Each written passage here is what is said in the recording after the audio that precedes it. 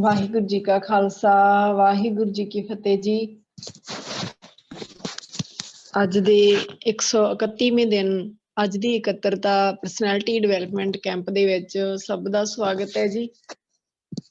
ਸੋ ਹਰ ਰੋਜ਼ ਦੀ ਤਰ੍ਹਾਂ ਆਓ ਆਪਾਂ ਜਾਪ ਦੇ ਨਾਲ ਜੁੜਨਾ ਕਰੀਏ। ਅੱਜ ਜਾਪ ਦੀ ਸੇਵਾ ਲੈ ਰਹੇ ਨੇ ਗੁਰਸਿਮਰਨਪ੍ਰੀਤ Kaur ji, EPP number 13900, zone Gurdaspur ਤੋਂ ਜੀ। EPP नंबर 13900 जी। हाँ जी। वाहिगुरु जी का खालसा वाहिगुरु जी की फतेह। एक ओंकार सतनाम करता पुरख निरभव निर्वैर अकाल मूरत अजूनी सैभं गुर प्रसाद। एक ओंकार सतनाम करता पुरख निरभव निर्वैर अकाल मूरत अजूनी सैभं गुर प्रसाद। एक ओंकार सतनाम करता पुरख निरभव निर्वैर अकाल मूरत अजूनी सैभं गुर प्रसाद। एक ओंकार सतनाम करता पुरख निरभव निर्वैर अकाल मूरत अजूनी सैभं गुर प्रसाद।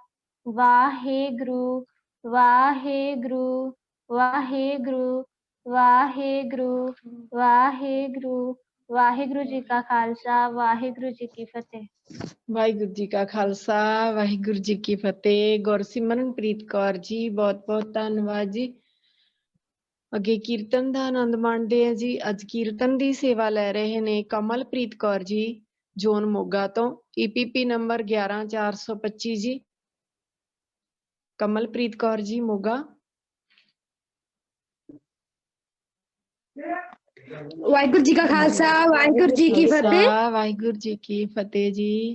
मैम आवाज आ रही है? शुरू करो। हाँ जी आ रही है जी, शुरू करो। दीन दयाल परोसे तेरे सब परिवार चढ़ाया बेड़ी। दीन दयाल परोसे तेरे सब परिवार चढ़ाया बेड़ी। राम जपो जी ऐसे ऐसे, राम जपो जी ऐसे ऐसे। त्रु प्रहलाद जपयो हर जैसे, त्रु प्रहलाद जपयो हर जैसे। दीन दयाल परोसे तेरे सब परिवार चढ़ाया बेड़ी। दीन दयाल परोसे तेरे सब परिवार चढ़ाया बेड़ी। जातिस पावता हुक्म मनावे, जातिस पावता हुक्म मनावे। इस बेड़े को पार लंघावे, तिस बेड़े को पार लंघावे। दीन दयाल परोसे तेरे सब परिवार चढ़ाया बेड़ी। दीन दयाल परोसे तेरे सब परिवार चढ़ाया बेड़ी। गुर प्रसाद बुद्ध समानी, गुर प्रसाद बुद्ध समानी। चूक गई फिर आवन जानी, चूक गई फिर आवन जानी। दीन दयाल परोसे तेरे सब परिवार चढ़ाया बेड़ी।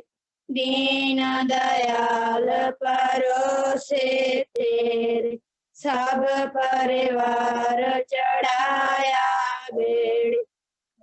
कहियो कबीर पज सारंग पानी, कहियो कबीर पज सारंग पानी। उर्वार पार सब एको दानी, उर्वार पार सब एको दानी। दीन दयाल परोसे तेरे, सब परिवार चढ़ाया बेड़े। दीन दयाल परोसे तेरे, सब परिवार चढ़ाया बेड़े। दीन दयाल परोसे तेरे, सब परिवार चढ़ाया बेड़े। दीन दयाल, दीन दयाल, दीन दयाल, दीन दयाल परोसे तेरे, सब परिवार चढ़ाया बेड़े। वाहिगुरु जी का खालसा, वाहिगुरु जी की फतेह। ਵਾਹਿਗੁਰੂ ਜੀ ਕਾ ਖਾਲਸਾ ਵਾਹਿਗੁਰੂ ਜੀ ਕੀ ਫਤਿਹ। ਸੰਕਮਲਪ੍ਰੀਤ ਕੌਰ ਜੀ ਜੋਨ ਮੋਗਾ ਤੋਂ ਬਹੁਤ ਬਹੁਤ ਧੰਨਵਾਦ ਜੀ। ਸਾਰੇ ਬੱਚਿਆਂ ਨੂੰ ਬੇਨਤੀ ਹੈ ਕਿ ਸਭ ਦੀ ਅਟੈਂਡੈਂਸ ਲੱਗ ਗਈ ਹੈ ਤੇ ਹੁਣ ਫਾਲਤੂ ਚੈਟ ਜਿਹੜਾ ਕਿਸੇ ਨੇ ਕੁਛ ਨਹੀਂ ਲਿਖਣੀ ਨਾ ਹੈਂਡ ਰੇਜ਼ ਕਰਨਾ ਹੈ ਜੀ। ਬੇਨਤੀ ਹੈ ਕਿ ਜੋ ਬੁਲਾਰੇ ਬੋਲਦੇ ਨੇ ਉਹਨਾਂ ਨੂੰ ਬੜੇ ਧਿਆਨ ਦੇ ਨਾਲ ਸੁਣ ਕੇ ਤੇ ਫਿਰ ਉਸ ਟੌਪਿਕ ਦੇ ਵਿੱਚੋਂ ਟੌਪਿਕ ਦੇ ਨਾਲ ਰਿਲੇਟਡ ਹੀ ਹੈ ਜਿਹੜੇ ਸਵਾਲ ਬੱਚਿਆਂ ਨੇ ਕਰਨੇ ਆ। ਜੇ ਤੁਹਾਨੂੰ ਕੁਝ ਲੱਗਦਾ ਵੀ ਅਸੀਂ ਪੁੱਛਣਾ ਤੇ ਉਹੀ ਬੱਚੇ ਹੈਂਡ ਰੇਜ਼ ਕਰਨਗੇ ਪੁੱਛਣ ਦੇ ਲਈ। ਸੋ ਅੱਜ ਸਾਡੇ ਨਾਲ ਜੁੜ ਚੁੱਕੇ ਹਨ ਪ੍ਰਿੰਸੀਪਲ ਰਣਵੀਰ ਸਿੰਘ ਜੀ, ਜਿਨ੍ਹਾਂ ਦਾ ਵਿਸ਼ਾ ਹੈ ਸਿਹਤ ਸੰਬੰਧੀ ਜਾਣਕਾਰੀ। ਸੋ ਐਜੂਕੇਟ ਪੰਜਾਬ ਪ੍ਰੋਜੈਕਟ ਦੀ ਟੀਮ ਵੱਲੋਂ ਉਹਨਾਂ ਦਾ ਸਵਾਗਤ ਹੈ ਜੀ। ਬੇਨਤੀ ਹੈ ਕਿ ਉਹ ਆਪਣੇ ਵਿਚਾਰ ਬੱਚਿਆਂ ਦੇ ਨਾਲ ਸਾਂਝੇ ਰੱਖਣਗੇ ਜੀ। ਜੀ ਭੈਣ ਜੀ। ਹਾਂਜੀ ਭੈਣ ਜੀ ਆਵਾਜ਼ ਮੇਰੀ ਦੱਸਦੇ ਵਾਹਿਗੁਰੂ ਜੀ ਵਾਹਿਗੁਰੂ ਕੀ ਜੀ ਕੀ ਫਤਿਹ ਜੀ। ਫਤਿਹ। ਆਵਾਜ਼ ਮੇਰੀ ਆ ਰਹੀ ਹੈ? ਆ ਰਹੀ ਹੈ ਜੀ, ਆ ਰਹੀ। ਸੋ ਸੰਗਤ ਰੂਪ ਵਿੱਚ ਇਕੱਤਰਤ ਹੋਈ ਸਮੁੱਚੀ ਐਜੂਕੇਟ ਪੰਜਾਬ ਪ੍ਰੋਜੈਕਟ ਦੀ ਟੀਮ, ਵਿਦਿਆਰਥੀ ਆਨਲਾਈਨ ਇਹ ਸੰਗਤ ਕਰ ਰਹੇ ਹਨ, ਸਾਰਿਆਂ ਲਈ ਵਾਹਿਗੁਰੂ ਜੀ ਕਾ ਖਾਲਸਾ, ਵਾਹਿਗੁਰੂ ਜੀ ਕੀ ਫਤਿਹ। ਸੋ ਸਭ ਤੋਂ ਪਹਿਲਾਂ ਅੱਜ ਮੈਨੂੰ ਬੜੀ ਦੇਰ ਬਾਅਦ ਇਹ ਸੁਹਾਗਾ ਮੌਕਾ ਪ੍ਰਾਪਤ ਹੋਇਆ ਹੈ। ਸੋ ਮੈਂ 2 ਸ਼ਬਦ 2 ਮਿੰਟ ਲਈ ਐਜੂਕੇਟ ਪੰਜਾਬ ਪ੍ਰੋਜੈਕਟ ਬਾਰੇ ਜ਼ਰੂਰ ਕਹਾਂਗਾ। ਸਰਪ੍ਰਸਤ ਭਾਈ ਸਾਹਿਬ ਭਾਈ ਜਸਵਿੰਦਰ ਸਿੰਘ ਜੀ ਖਾਲਸਾ ਯੂਕੇ ਵਾਲੇ, ਉਹਨਾਂ ਵੱਲੋਂ ਇਹ ਚਲਾਇਆ ਜਾ ਰਿਹਾ ਐਜੂਕੇਟ ਪੰਜਾਬ ਪ੍ਰੋਜੈਕਟ ਬੜੇ ਹੀ ਸ਼ਲਾਘਾਯੋਗ ਕਦਮ, ਬੜੇ ਹੀ ਉੱਦਮ ਉਪਰਾਲੇ ਕਰ ਰਿਹਾ ਹੈ। ਸੋ ਇਸ ਦਾ ਸਿਹਰਾ ਇਹਨਾਂ ਦੀ ਮਿਹਨਤ ਨੂੰ ਜਾਂਦਾ ਹੈ, ਕਿਉਂਕਿ ਬਹੁਤ ਸਾਰੇ ਅਦਾਰੇ ਹਨ, ਸੇਵਾਵਾਂ ਕਰਦੇ ਹਨ, ਪਰ ਇਸ ਵਿੱਚ ਵਿਲੱਖਣਤਾ ਇਹ ਹੈ ਕਿ ਜੋ ਭਾਈ ਸਾਹਿਬ ਜਸਵਿੰਦਰ ਸਿੰਘ ਜੀ ਖਾਲਸਾ ਯੂਕੇ ਵਾਲੇ ਖੁਦ ਗਰਾਊਂਡ ਤੇ ਆ ਕੇ ਸਾਡੇ ਸਕੂਲਾਂ ਦੇ ਵਿੱਚ ਬੱਚਿਆਂ ਨੂੰ ਮੋਟੀਵੇਟ ਕਰ ਰਹੇ ਹਨ। ਈਵਨ ਮੇਰੇ ਸਕੂਲ ਵਿੱਚ ਹੀ 2 ਵਾਰ ਉਹ ਆਏ ਹਨ। ਸੋ ਇਹ ਇੱਕ ਵਿਲੱਖਣਤਾ ਹੈ ਜੋ ਬਾਕੀ ਸੰਸਥਾਵਾਂ ਵਿੱਚ ਨਹੀਂ ਹੁੰਦੀ। ਸੋ ਐਜੂਕੇਟ ਪੰਜਾਬ ਪ੍ਰੋਜੈਕਟ ਦੇ ਵਾਈਸੀਜ਼ ਘਰ ਘਰ ਜਾ ਕੇ ਡੋਰ ਟੂ ਡੋਰ ਸਹੀ ਇਨਫੋਰਮੇਸ਼ਨ ਲੈ ਕੇ ਦਿੰਦੇ ਹਨ ਤੇ ਜੋ ਬੱਚਿਆਂ ਦੀ ਹੈਲਪ ਕੀਤੀ ਜਾਂਦੀ ਹੈ ਉਹ ਬਹੁਤ ਹੀ ਸਹੀ ਰੂਪ ਵਿੱਚ ਮਿਲਦੀ ਹੈ। ਇਸ ਲਈ ਇਹ ਜਿਹੜਾ ਸੰਸਥਾ ਹੈ, ਮੈਂ ਜ਼ਰੂਰ ਇਸ ਬਾਰੇ ਦੱਸਣਾ ਚਾਹੁੰਦਾ ਸੀ ਤੇ ਇਹਨਾਂ ਦਾ ਬੜਾ ਉੱਦਮ ਹੈ, ਉਪਰਾਲਾ ਹੈ। ਤੋ ਸਾਡੇ ਇਲਾਕੇ ਦੇ ਜੋ ਵਾਈਸੀ ਹਨ, ਭਾਈ ਸਰਬਜੀਤ ਸਿੰਘ ਜੀ ਲੁਧਿਆਣਾ ਮੰਗਲੀ ਤੋਂ, ਉਹਨਾਂ ਦਾ ਹੁਕਮ ਹੋਇਆ ਸੀ ਕਿ ਵਿਚਾਰ ਜ਼ਰੂਰ ਬੱਚਿਆਂ ਨਾਲ ਸਾਂਝੇ ਕਰਨੇ ਹਨ। ਸੋ ਉਹਨਾਂ ਦਾ ਵੀ ਧੰਨਵਾਦ ਕਰਦੇ ਹਾਂ, ਜਿਨ੍ਹਾਂ ਦੇ ਉੱਦਮ ਸਦਕਾ ਆਪ ਅੱਜ ਸਮੁੱਚੀ ਸੰਗਤ, ਸਮੁੱਚੀ ਟੀਮ ਦੇ ਅਸੀਂ ਦਰਸ਼ਨ ਕਰ ਰਹੇ ਹਾਂ ਤੇ ਆਪ ਜੀ ਦੇ ਨਾਲ ਮਿਲਣ ਦਾ ਮੌਕਾ ਮਿਲਿਆ ਹੈ। मैं पहले दिन तो ही, जिस दिन तो लॉकडाउन होया है, उस टाइम सुकिरत ਵੱਲੋਂ रहराज साहब जी ਦੀਆਂ ਕਲਾਸਾਂ ਸ਼ੁਰੂ ਹੋਈਆਂ ਤੇ ਆਪਣੇ ਹਰ ਰੋਜ਼ ਇਹ ਕੈਂਪ ਲੱਗਦੇ ਹਨ ਤੇ ਅੰਮ੍ਰਿਤ ਵੇਲੇ ਭਾਈ ਸਾਹਿਬ ਸਰਬਜੀਤ ਸਿੰਘ ਜੀ ਵਾਈਸੀ ਮੰਗਲੀ ਵਾਲਿਆਂ ਵੱਲੋਂ ਸੰਖੇਪ ਰੂਪ ਦੇ ਵਿੱਚ ਜਪਜੀ ਸਾਹਿਬ ਦੇ ਅਰਥ ਕੀਤੇ ਜਾ ਰਹੇ ਹਨ, ਬੱਚਿਆਂ ਨੂੰ ਜੋੜ ਰਹੇ ਹਨ। ਸੋ ਹਰ ਰੋਜ਼ ਆਪ ਜੀ ਦੇ ਦਰਸ਼ਨ ਕਰਨ ਦਾ ਮੌਕਾ ਮਿਲਦਾ ਹੈ, ਕਿਉਂਕਿ ਸੰਸਥਾ ਅੱਛੀ ਹੈ, ਅੱਛੀ ਸੰਗਤ ਬੜੇ ਭਾਗਾਂ ਨਾਲ ਪ੍ਰਾਪਤ ਹੁੰਦੀ ਹੈ। ਸੋ ਇਸ ਦਾ ਮਾਣ ਵੀ ਮਹਿਸੂਸ ਕਰਦੇ ਹਾਂ। ਸੋ ਅੱਜ ਤੁਹਾਡੇ ਵਿੱਚ ਵਿਚਰਨ ਦਾ, ਬੋਲਣ ਦਾ ਮੌਕਾ ਮਿਲਿਆ, ਬੜੀ ਖੁਸ਼ੀ ਹੈ ਮਨ ਨੂੰ। ਹਰ ਰੋਜ਼ ਪ੍ਰੋਜੈਕਟ ਦੇ ਵਿੱਚ ਉਸ ਵਾਹਿਗੁਰੂ ਦੀ ਸਿਫਤ ਸਲਾਹ, ਉਸ ਦੀ ਵਡਿਆਈ ਕੀਤੀ ਜਾਂਦੀ ਹੈ, ਉਸ ਅਥਾਹ ਮਾਲਕ ਦੇ ਗੁਣ ਦੱਸੇ ਜਾਂਦੇ ਹਨ ਤੇ ਨਾਲ ਹੀ ਬੱਚਿਆਂ ਨੂੰ ਅਲੱਗ-ਅਲੱਗ ਵਿਸ਼ਿਆਂ ਤੋਂ ਜਾਣੂ ਵੀ ਕਰਵਾਇਆ ਜਾਂਦਾ ਹੈ। ਸੋ ਅੱਜ ਦਾ ਵਿਸ਼ਾ ਭਾਵੇਂ ਸਿਹਤ ਸੰਬੰਧੀ ਹੈ, ਪਰ ਉਸ ਵਾਹਿਗੁਰੂ ਦੀ ਅਪਾਰ ਕਿਰਪਾ ਸਦਕਾ ਹੀ ਤੰਦਰੁਸਤੀਆਂ ਬਖਸ਼ਿਸ਼ ਹੁੰਦੀਆਂ ਹਨ। ਹਰ ਰੋਜ਼ ਉਸ ਦੇ ਗੁਣ ਗਾਉਂਦੇ ਹਾਂ। ਜਨ ਨਾਨਕ ਵੱਲ ਵੱਲ ਸਦ ਵੱਲ ਜਾਈਐ, ਤੇਰਾ ਅੰਤ ਨਾ ਪਾਰਾ ਵਰਿਆ। ਅਸਲ ਵਿੱਚ ਜੋ ਅੱਜ ਦਾ ਵਿਸ਼ਾ ਹੈ, ਸਿਹਤ ਸੰਬੰਧੀ ਜਾਣਕਾਰੀ, ਇਸ ਦੇ ਵਿੱਚ ਜਿਹੜੇ ਰੋਗ ਸਾਨੂੰ ਲੱਗਦੇ ਹਨ, ਇੱਕ ਤਾਂ ਸਰੀਰਕ ਰੋਗ ਹਨ ਤੇ ਇੱਕ ਮਾਨਸਿਕ ਰੋਗ ਹਨ। ਸਰੀਰਕ ਰੋਗ ਤੇ ਮਾਨਸਿਕ ਰੋਗ ਵੀ ਉਦੋਂ ਹੀ ਲੱਗਦੇ ਹਨ ਜਦੋਂ ਅਸੀਂ ਗੁਰਬਾਣੀ ਨਾਲੋਂ, ਗੁਰੂ ਨਾਲੋਂ ਟੁੱਟ ਜਾਂਦੇ ਹਾਂ। ਆਪ ਜੀ 12 ਮਹਾਂ ਜੀ ਦੀ ਬਾਣੀ ਵਿੱਚ ਸਰਵਣ ਕਰਦੇ ਹੋ, ਪਰਮੇਸ਼ਰ ਤੇ ਭੁੱਲਿਆਂ ਵਿਆਪਨ ਸਭੈ ਰੋਗ। ਸਾਰੇ ਰੋਗਾਂ ਦੀ ਜੜ, ਭਾਵੇਂ ਉਹ ਸਰੀਰਕ ਰੋਗ ਹਨ ਤੇ ਭਾਵੇਂ ਉਹ ਸਾਡੇ ਮਾਨਸਿਕ ਰੋਗ ਹਨ, ਜੜ ਹੈ ਜਿਹੜੀ ਗੁਰਬਾਣੀ ਨਾਲੋਂ ਟੁੱਟਣਾ ਹੀ ਹੈ। ਸੋ ਐਜੂਕੇਟ ਪੰਜਾਬ ਦਾ ਭੈਣ ਜੀ ਨੇ ਅੱਜ ਜ਼ਿਕਰ ਕਰਿਆ ਕਿ 131ਵਾਂ ਕੈਂਪ ਹੈ। ਸੋ ਕਿੱਡਾ ਉਦਮ ਹੈ, ਹਰ ਰੋਜ਼ ਉਸ ਵਾਹਿਗੁਰੂ ਦੀ ਸਿਫਤ ਸਲਾਹ ਨਾਲ ਆਪ ਜੀ ਜੋੜਦੇ ਹੋ, ਬੱਚਿਆਂ ਨੂੰ ਜਾਣਕਾਰੀ ਦਿੰਦੇ ਹੋ। ਸੋ ਆਪਣੇ ਵਿਸ਼ੇ ਵੱਲ ਥੋੜਾ ਥੋੜਾ ਜਾਂਦੇ ਤੇ ਨਾਲ ਦੀ ਨਾਲ ਗੁਰਬਾਣੀ ਤੋਂ ਟੁੱਟ ਕੇ ਹੀ ਰੋਗ ਕਿਸ ਤਰ੍ਹਾਂ ਲੱਗਦੇ ਹਨ। ਸਰੀਰਕ ਰੋਗ ਹਨ ਜਿਹੜੇ, ਇਹ 3 ਪ੍ਰਕਾਰ ਦੇ ਮੰਨੇ ਗਏ ਹਨ। ਸੀਨੀਅਰ ਬੱਚੇ ਵੀ ਬੈਠੇ ਹਨ। ਇੱਕ ਅਕਿਊਟ ਰੋਗ ਹਨ ਜਿਨ੍ਹਾਂ ਨੂੰ ਆਦ ਰੋਗ ਕਿਹਾ ਜਾਂਦਾ ਹੈ, ਤੇ ਇੱਕ ਕ੍ਰੋਨਿਕ ਡਿਜ਼ੀਜ਼ਸ ਹਨ ਜਿਨ੍ਹਾਂ ਨੂੰ ਵਿਆਧ ਰੋਗ ਕਿਹਾ ਜਾਂਦਾ ਹੈ, ਤੇ ਇੱਕ ਉਪਾਦ ਰੋਗ ਹਨ। ਇਹਨਾਂ ਦੇ ਵਿੱਚ ਕੀ ਫਰਕ ਹੈ? ਆਦ ਰੋਗ ਜਾਂ ਅਕਿਊਟ ਡਿਜ਼ੀਜ਼ਸ ਜਿਹੜੀਆਂ ਬੜੇ ਥੋੜੇ ਸਮੇਂ ਲਈ ਆਉਂਦੀਆਂ ਹਨ ਤੇ ਰੋਗ ਠੀਕ ਹੋ ਜਾਂਦਾ ਹੈ, ਜਿਸ ਤਰ੍ਹਾਂ ਸਿਰ ਦਰਦ ਹੈ, ਜ਼ੁਕਾਮ ਹੈ, ਇਸ ਤਰ੍ਹਾਂ ਦੇ ਰੋਗ।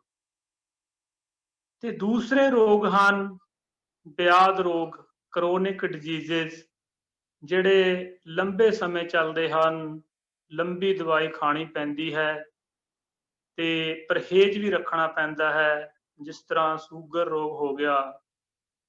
ਤੇ ਤੀਸਰੇ ਜਿਹੜੇ ਉਪਾਦ ਰੋਗ ਹਨ, ਉਹ ਰੋਗ ਹਨ ਜਿਨ੍ਹਾਂ ਦਾ ਇਹ ਕਿਹਾ ਜਾਂਦਾ ਹੈ ਇਲਾਜ ਨਹੀਂ ਹੈ, ਕਿ ਅਖੀਰ ਨੂੰ ਉਹ ਮਨੁੱਖ ਦਾ ਜੋ ਸਰੀਰ ਹੈ ਉਹ ਖੋਹ ਲੈਂਦੀਆਂ ਹਨ ਐਸੀਆਂ ਬਿਮਾਰੀਆਂ, ਜਿਸ ਤਰ੍ਹਾਂ ਕੈਂਸਰ ਹੈ। ਹੁਣ ਇਸ ਨੂੰ ਸੁਣ ਕੇ ਕੋਈ ਕੈਂਸਰ ਵਾਲਾ ਉਦਾਸ ਵੀ ਨਾ ਹੋ ਜਾਇਓ ਕਿ ਇਹ ਕੀ ਗੱਲ ਕਰ ਦਿੱਤੀ। ਆਪ ਜੀ ਬਾਣੀ ਨਾਲ ਜੁੜੇ ਹੋ, ਹਰ ਰੋਜ਼ ਬਾਣੀ ਪੜ੍ਹਦੇ ਹੋ। ਸਰਬ ਰੋਗ ਕਾ ਔਖਦ ਨਾਮ, ਸਾਰੇ ਰੋਗਾਂ ਦੀ ਦਾਰੂ ਜਿੱਥੇ ਸਾਇੰਸ ਫੇਲ ਹੋ ਜਾਂਦੀ ਹੈ, ਉੱਥੇ ਉਸ ਵਾਹਿਗੁਰੂ ਦਾ ਨਾਮ ਕੰਮ ਆਉਂਦਾ ਹੈ। ਵਾਸ਼ੂ ਭਾਰਦਵਾਜ ਵਰਗੇ YouTube ਤੇ ਤੁਸੀਂ ਉਹਨਾਂ ਨੂੰ ਦੇਖੋ, ਕੈਂਸਰ ਤੋਂ ਪੀੜਤ ਰੋਗ, ਜਿਨ੍ਹਾਂ ਦੇ ਹੱਡੀਆਂ ਨੂੰ ਵੀ ਕੈਂਸਰ ਹੋ ਗਿਆ ਸੀ, ਗੁਰੂ ਮਹਾਰਾਜ ਦੀ ਅਪਾਰ ਕਿਰਪਾ ਸਦਕਾ ਬਾਅਦ ਵਿੱਚ ਸਟੇਜਾਂ ਤੇ ਉਸ ਬੇਅੰਤ ਪ੍ਰਭੂ ਦੀ ਵਡਿਆਈ ਕਰਦੇ ਰਹੇ ਹਨ, ਉਸਦੇ ਗੁਣ ਗਾਉਂਦੇ ਰਹੇ ਹਨ। ਸੋ ਇਸ ਤਰ੍ਹਾਂ ਸਾਰਿਆਂ ਰੋਗਾਂ ਦੀ ਦਾਰੂ ਵੀ ਹੈ ਜਿਹੜੀ ਉਹ ਬਾਣੀ ਵਿੱਚ ਹੀ ਹੈ। ਤੇ ਦੂਸਰੇ ਜਿਹੜੇ ਰੋਗ ਹਨ, ਮਾਨਸਿਕ ਰੋਗ ਹਨ, ਹਉਮੈ ਰੋਗ, ਆਲਸ ਰੋਗ, ਇਹ ਸਾਰੇ ਹੀ ਉਦੋਂ ਹੀ ਲੱਗਦੇ ਹਨ ਜਦੋਂ ਅਸੀਂ ਗੁਰਬਾਣੀ ਨਾਲੋਂ ਟੁੱਟਦੇ ਹਾਂ। ਆਲਸ ਰੋਗ ਦੇਖੋ, ਗੁਰੂ ਮਹਾਰਾਜ ਜੀ ਨੇ ਕਿਹਾ ਹੈ, ਅੰਮ੍ਰਿਤ ਵੇਲਾ ਸੱਚ ਨਾਉ ਵਡਿਆਈ ਵਿਚਾਰ। ਇਸ ਕੈਂਪ ਵਿੱਚ ਜ਼ਿਆਦਾਤਰ ਵਿਦਿਆਰਥੀ ਜੁੜੇ ਹਨ। ਅੰਮ੍ਰਿਤ ਵੇਲਾ ਸਾਂਭਣ ਦੀ ਗੱਲ ਕੀਤੀ ਗਈ ਹੈ। ਅੰਮ੍ਰਿਤ ਵੇਲਾ ਸਾਂਭਣਾ ਆਲਸ ਦੇ ਲੱਤ ਮਾਰਨਾ ਹੈ। ਸੋ ਬਾਣੀ ਦਾ ਹੁਕਮ ਮੰਨਦਿਆਂ ਇਹ ਰੋਗ ਬਹੁਤ ਤੇਜ਼ੀ ਨਾਲ ਸਾਡੇ ਕੋਲੋਂ ਭੱਜਦੇ ਹਨ। ਜਿਹੜਾ ਮਨੁੱਖ ਆਲਸੀ ਹੈ ਜਾਂ ਜਿਹੜਾ ਵਿਦਿਆਰਥੀ ਆਲਸੀ ਹੈ, ਉਹ ਵਿਦਿਆ ਨਹੀਂ ਪੜ੍ਹ ਸਕਦਾ। ਆਲਸੀ ਮਨੁੱਖ ਜਿਸਨੇ ਉੱਠਣਾ ਹੀ 8 ਵਜੇ ਹੈ, ਉਹ ਕਿਆ ਵਿਦਿਆ ਪੜ੍ਹੇਗਾ। ਇਸ ਲਈ ਆਲਸ ਹੈ ਜਿਹੜਾ, ਗੁਰੂ ਮਹਾਰਾਜ ਨੇ ਅੰਮ੍ਰਿਤ ਵੇਲਾ ਸੱਚ ਨਾਉ ਵਡਿਆਈ ਵਿਚਾਰ, ਅੰਮ੍ਰਿਤ ਵੇਲਾ ਸਾਂਭਣ ਦੀ ਗੱਲ ਕੀਤੀ ਹੈ।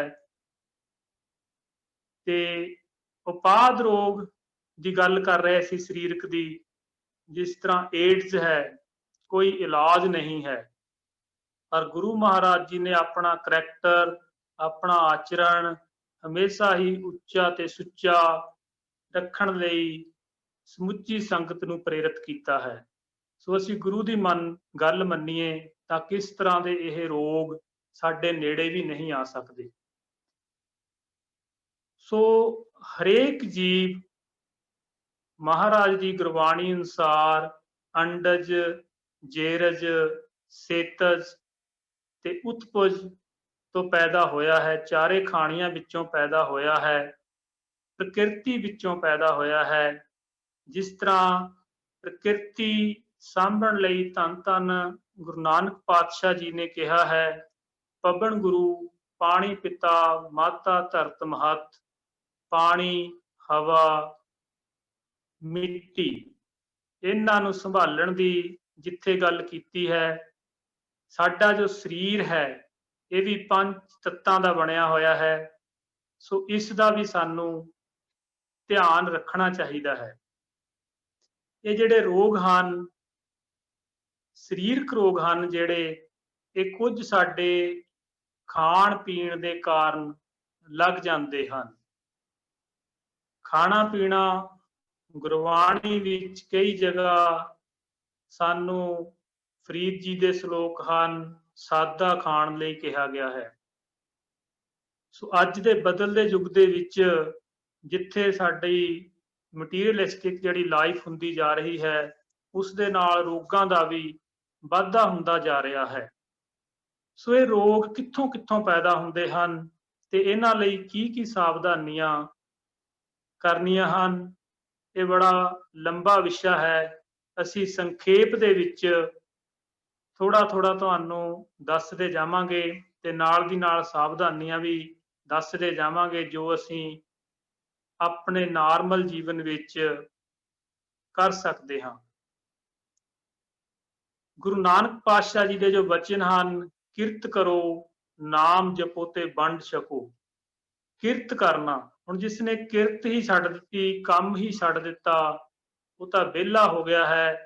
ਉਸ ਨੂੰ ਕਈ ਮਾਨਸਿਕ ਰੋਗ ਅਤੇ ਸਰੀਰਕ ਰੋਗ ਲੱਗਣਗੇ। ਇਸ ਲਈ ਜੇ ਅਸੀਂ ਬਾਣੀ ਦੇ ਉਪਦੇਸ਼ ਨੂੰ ਮੰਨਦੇ ਹਾਂ, ਕਮਾਉਂਦੇ ਹਾਂ, ਤਾਂ ਇਹਨਾਂ ਰੋਗਾਂ ਤੋਂ ਬੜੀ ਆਸਾਨੀ ਨਾਲ ਹੀ ਨਿਵਰਤ ਰਹਿੰਦੇ ਹਾਂ। ਸੋ ਪ੍ਰਕਿਰਤੀ ਦੇ ਵਿੱਚੋਂ ਪੈਦਾ ਹੋਏ ਹਾਂ, ਇਸ ਲਈ ਸਾਡੇ ਸਰੀਰ ਦੇ ਅੰਦਰ ਵੀ ਪ੍ਰਕਿਰਤੀ ਹੈ ਤੇ ਉਸ ਨੂੰ ਵੀ ਸਾਂਭ ਸੰਭਾਲ ਰੱਖਣਾ ਸਾਡਾ ਇੱਕ ਫਰਜ਼ ਹੈ। ਇੱਕ ਤੰਦਰੁਸਤ ਮਨੁੱਖ ਹੀ ਬਾਕੀ ਪ੍ਰਾਪਤੀਆਂ ਜੀਵਨ ਵਿੱਚ ਕਰ ਸਕਦਾ ਹੈ। ਤੰਦਰੁਸਤੀ ਦਾ ਹੋਣਾ ਜ਼ਰੂਰੀ ਹੈ। ਸੋ 2-3 ਨੁਕਤੇ ਜੋ ਮਹਾਰਾਜ ਜੀ ਨੇ ਹੀ ਤੁਹਾਨੂੰ ਹੁਣੇ ਦੱਸੇ ਹਨ। ਅੰਮ੍ਰਿਤ ਵੇਲੇ ਦਾ ਉੱਠਣਾ, ਆਪਣਾ ਉੱਚਾ ਸੁੱਚਾ ਕਰੈਕਟਰ ਰੱਖਣਾ, ਸਦਾ ਸੱਚ ਬੋਲਣਾ, ਝੂਠ ਨਹੀਂ ਬੋਲਣਾ। ਜਦੋਂ ਅਸੀਂ ਝੂਠ ਬੋਲਦੇ ਹਾਂ ਤਾਂ ਸਾਡੇ ਸਰੀਰ ਦੇ ਦੋ ਹਿੱਸੇ ਹੋ ਜਾਂਦੇ ਹਨ। ਇੱਕ ਵਿਦਿਆਰਥੀ ਜੇ ਝੂਠੀ ਗੱਲ ਕਹਿ ਦੇਵੇ ਤਾਂ ਉਹ ਟੀਚਰ ਕੋਲ ਜਾਂਦਾ, ਉਸਦੇ ਪੈਰ ਨੇ ਜਿਹੜੇ ਪਿੱਛੇ ਵੱਲ ਜਾਣਗੇ, ਕਿਉਂਕਿ ਉਸਦੇ ਦੋ ਸਰੀਰ ਹੋ ਚੁੱਕੇ ਹਨ। ਸੱਚ ਕੁਝ ਹੋਰ ਹੈ ਤੇ ਝੂਠ ਬੋਲ ਰਿਹਾ ਹੈ। ਤੇ ਜੇ ਕਿਸੇ ਵਿਦਿਆਰਥੀ ਨੇ ਸੱਚ ਬੋਲਣਾ ਹੈ, ਉਹ ਬੇਝਿਜਕ ਬੇਖੌਫ ਉਸ ਵਿੱਚ ਉਸਦੇ ਸਰੀਰ ਮਨ ਤਨ ਉਸਦੇ ਵਿੱਚ ਏਕਤਾ ਹੋਵੇਗੀ। ਜਿੰਨੀ ਦੇਰ ਏਕਤਾ ਹੈ ਉਨੀ ਦੇਰ ਰੋਗ ਬਹੁਤ ਘੱਟ ਚਿੰਬੜਦੇ ਹਨ। ਇਸ ਲਈ ਝੂਠ ਵੀ ਇੱਕ ਰੋਗਾਂ ਦਾ ਕਾਰਨ ਹੈ। ਸੋ ਇਸ ਤੋਂ ਅੱਗੇ ਹੁਣ ਅਸੀਂ ਸਰੀਰਕ ਰੋਗਾਂ ਦੇ ਵੱਲ ਚੱਲਦੇ ਹਾਂ। ਸਾਡੇ ਸਰੀਰ ਦੇ ਵਿੱਚ ਬੇਸਿਕਲੀ 5 ਨੇ ਜਿਹੜੇ ਪ੍ਰੋਸੈਸਿਸ ਉਹ ਹੁੰਦੇ ਹਨ। ਪਹਿਲਾ ਪ੍ਰੋਸੈਸ ਹੈ ਨਿਊਟ੍ਰੀਏਸ਼ਨ, ਭੋਜਨ ਦਾ ਖਾਣਾ। ਮੋٹے ਤੌਰ ਤੇ ਬੇਟਾ ਤੁਸੀਂ ਇਸ ਨੂੰ ਸਮਝਣਾ ਹੈ। ਦੂਸਰਾ ਹੈ ਰੈਸਪੀਰੇਸ਼ਨ, ਸਾਹ ਕਿਰਿਆ, ਸਾਹ ਦਾ ਅੰਦਰ ਜਾਣਾ ਆਕਸੀਜਨ ਦਾ ਤੇ ਕਾਰਬਨ ਡਾਈਆਕਸਾਈਡ ਦਾ ਬਾਹਰ ਆਉਣਾ। ਤੀਸਰਾ ਹੈ ਡਾਈਜੈਸ਼ਨ, ਪਾਚਨ ਕਿਰਿਆ। ਜੋ ਅਸੀਂ ਖਾਧਾ ਹੈ ਉਸ ਨੂੰ ਪਚਾਉਣਾ, ਡਾਈਜੈਸਟ ਕਰਨਾ। ਹੁਣ ਜਦੋਂ ਭੋਜਨ ਡਾਈਜੈਸਟ ਹੋ ਗਿਆ, ਉਸ ਦਾ ਖੂਨ ਬਣ ਗਿਆ, ਬਲੱਡ ਬਣ ਗਿਆ। ਕਿਸ ਤਰ੍ਹਾਂ ਬਣਦਾ ਹੈ ਜ਼ਿਕਰ ਕਰਦੇ ਹਾਂ ਸਮੇਂ ਦੇ ਹਿਸਾਬ ਨਾਲ। ਫਿਰ ਉਸ ਭੋਜਨ ਦੀ ਸਰੀਰ ਦੇ ਵਿੱਚ ਟਰਾਂਸਪੋਰਟੇਸ਼ਨ ਹੋਣੀ ਹੈ। ਉਸਨੇ ਇੱਕ ਪਾਰਟ ਤੋਂ ਦੂਜੇ ਪਾਰਟ ਤੱਕ ਜਾਣਾ ਹੈ, ਜੋ ਕਿ ਹਾਰਟ ਦਾ ਕੰਮ ਹੈ। ਸਾਡਾ ਹਾਰਟ ਹੈ ਜਿਹੜਾ ਬਲੱਡ ਦੀ ਪੰਪਿੰਗ ਕਰਦਾ ਹੈ। ਸੋ ਦੇਖੋ, ਅਸੀਂ ਹਰ ਰੋਜ਼ ਉਸ ਬੇਅੰਤ ਮਾਲਕ ਦੇ ਗੁਣ ਗਾਉਂਦੇ ਹਾਂ ਤੇ ਸਾਡੇ ਅੰਦਰ ਕਿੰਨੀ ਕਲਾ ਵਰਤਾਈ ਹੋਈ ਹੈ। 1 ਮਿੰਟ ਦੇ ਵਿੱਚ 5 ਲੀਟਰ ਬਲੱਡ ਹੈ ਜਿਹੜਾ ਹਾਰਟ ਪੰਪ ਕਰ ਦਿੰਦਾ ਹੈ। ਸਾਰਾ ਦਿਨ ਇਸੇ ਤਰ੍ਹਾਂ ਸਰਕੂਲੇਟ ਹੁੰਦਾ ਰਹਿੰਦਾ ਹੈ। ਤੇ ਫਿਰ ਉਸ ਨੂੰ ਪਹਿਚਾਉਣ ਦਾ ਕੰਮ, ਚੌਥੀ ਕਿਰਿਆ ਜਿਹੜੀ ਟਰਾਂਸਪੋਰਟੇਸ਼ਨ ਦੀ ਹੈ। ਪੰਜਵੀਂ ਕਿਰਿਆ ਹੈ ਐਕਸਕ੍ਰੀਸ਼ਨ, ਜੋ ਸਰੀਰ ਵਿੱਚੋਂ ਵੇਸਟ ਪ੍ਰੋਡਕਟ ਨੇ, ਯੂਨਰਲ ਜਾਂ ਟਾਇਲਟ ਜਾਂ ਸਵੈਟਿੰਗ, ਪਸੀਨੇ ਰਾਹੀਂ ਬਾਹਰ ਨਿਕਲਦੇ ਹਨ। ਇਹ ਪੰਜਵੀਂ ਪ੍ਰਕਿਰਿਆ ਹੈ ਐਕਸਕ੍ਰੀਸ਼ਨ, ਫੋਕਟ ਪਦਾਰਥਾਂ ਦਾ ਬਾਹਰ ਜਾਣਾ। ਇਹ ਪੰਜੇ ਪ੍ਰਕਿਰਿਆਵਾਂ ਦੇ ਵਿੱਚ ਜਦੋਂ ਵੀ ਕੋਈ ਵਿਗਾੜ ਆਉਂਦਾ ਹੈ ਤਾਂ ਇਸ ਦੇ ਵਿੱਚੋਂ ਹੀ ਪੈਦਾ ਹੁੰਦਾ ਹੈ। ਪੰਜੇ ਪ੍ਰਕਿਰਿਆਵਾਂ ਦੇ ਵਿੱਚ ਜਦੋਂ ਵੀ ਕਿਤੇ ਅਸੀਂ ਗੜਬੜ ਕਰ ਦਿੱਤੀ ਤਾਂ ਸਰੀਰ ਹੈ ਜਿਹੜਾ ਰੋਗੀ ਹੋ ਜਾਂਦਾ ਹੈ। 3 ਸ਼ਬਦਾਂ ਦਾ ਇੱਥੇ ਮੈਂ ਤੁਹਾਡੇ ਨਾਲ ਹੋਰ ਜ਼ਿਕਰ ਕਰਾਂਗਾ। ਇੱਕ ਰੋਗ ਹੁੰਦਾ ਜਾਂ ਰੋਗੀ ਕਹਿ ਲਓ, ਇੱਕ ਨਿਰੋਗ ਹੁੰਦਾ ਤੇ ਇੱਕ ਅਰੋਗ ਹੁੰਦਾ। ਜਿਸ ਨੂੰ ਸਰੀਰਕ ਰੋਗ ਹੈ ਉਸ ਨੂੰ ਅਸੀਂ ਰੋਗੀ ਕਹਿ ਦਿੰਦੇ ਹਾਂ। ਪਰ ਇੱਕ ਮਨੁੱਖ ਨੂੰ ਸਰੀਰਕ ਰੋਗ ਨਹੀਂ ਹੈ, ਸਰੀਰਕ ਪੱਖੋਂ ਬੜਾ ਹੱਟਾ ਕੱਟਾ ਤੰਦਰੁਸਤ ਹੈ, ਪਰ ਉਸ ਨੂੰ ਮਾਨਸਿਕ ਰੋਗ ਹਨ। ਟੈਨਸ਼ਨ ਵਿੱਚ ਹੈ, ਡਿਪਰੈਸ਼ਨ ਵਿੱਚ ਹੈ ਜਾਂ ਆਲਸ ਹੈ, ਮਾਨਸਿਕ ਰੋਗ ਕੋਈ ਵੀ, ਹਉਮੈ ਰੋਗ ਹੈ, ਤਾਂ ਉਸ ਨੂੰ ਅਸੀਂ ਕਹਾਂਗੇ ਨਿਰੋਗ। ਸਰੀਰਕ ਪੱਖੋਂ ਠੀਕ ਹੈ ਪਰ ਮਾਨਸਿਕ ਪੱਖੋਂ ਠੀਕ ਨਹੀਂ ਹੈ, ਉਸ ਨੂੰ ਨਿਰੋਗੀ ਜਾਂ ਨਿਰੋਗ ਕਿਹਾ ਜਾਂਦਾ ਹੈ ਉਸ ਵਿਅਕਤੀ ਨੂੰ। ਤੇ ਜਿਹੜਾ ਵਿਅਕਤੀ ਫਿਜ਼ੀਕਲੀ ਵੀ ਫਿੱਟ ਹੈ ਤੇ ਮੈਂਟਲੀ ਵੀ ਫਿੱਟ ਹੈ, ਦੋਨਾਂ ਪੱਖਾਂ ਤੋਂ ਉਸ ਦੀ ਫਿਟਨੈਸ ਹੈ, ਉਸ ਨੂੰ ਅਸੀਂ ਅਰੋਗੀ ਜਾਂ ਅਰੋਗ ਵਿਅਕਤੀ ਹੈ। ਸੋ ਇਹ 3 ਸ਼ਬਦ ਵੀ ਤੁਸੀਂ ਸਿੱਖਣੇ ਹਨ।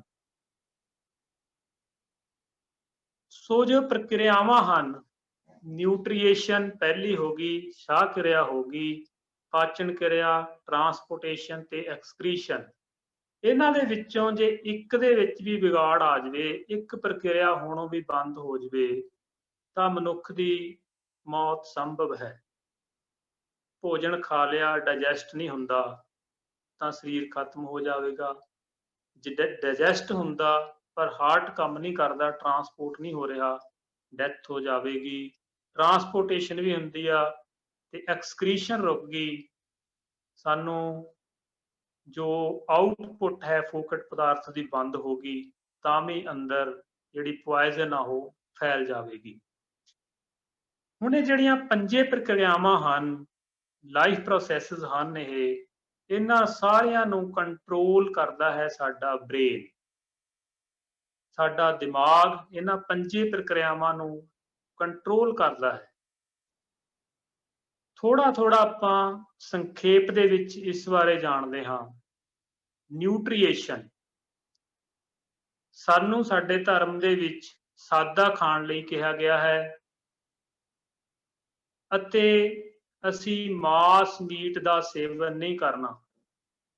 ਜਿੰਨੇ ਵੀ ਐਨੀਮਲ ਪ੍ਰੋਡਕਟ ਹਨ, ਇਹਨਾਂ ਨੂੰ ਬਾਡੀ ਦੇ ਵਿੱਚ ਡਾਈਜੈਸਟ ਹੋਣ ਨੂੰ, ਹਾਜ਼ਮ ਹੋਣ ਨੂੰ ਬਹੁਤ ਸਮਾਂ ਲੱਗਦਾ ਹੈ।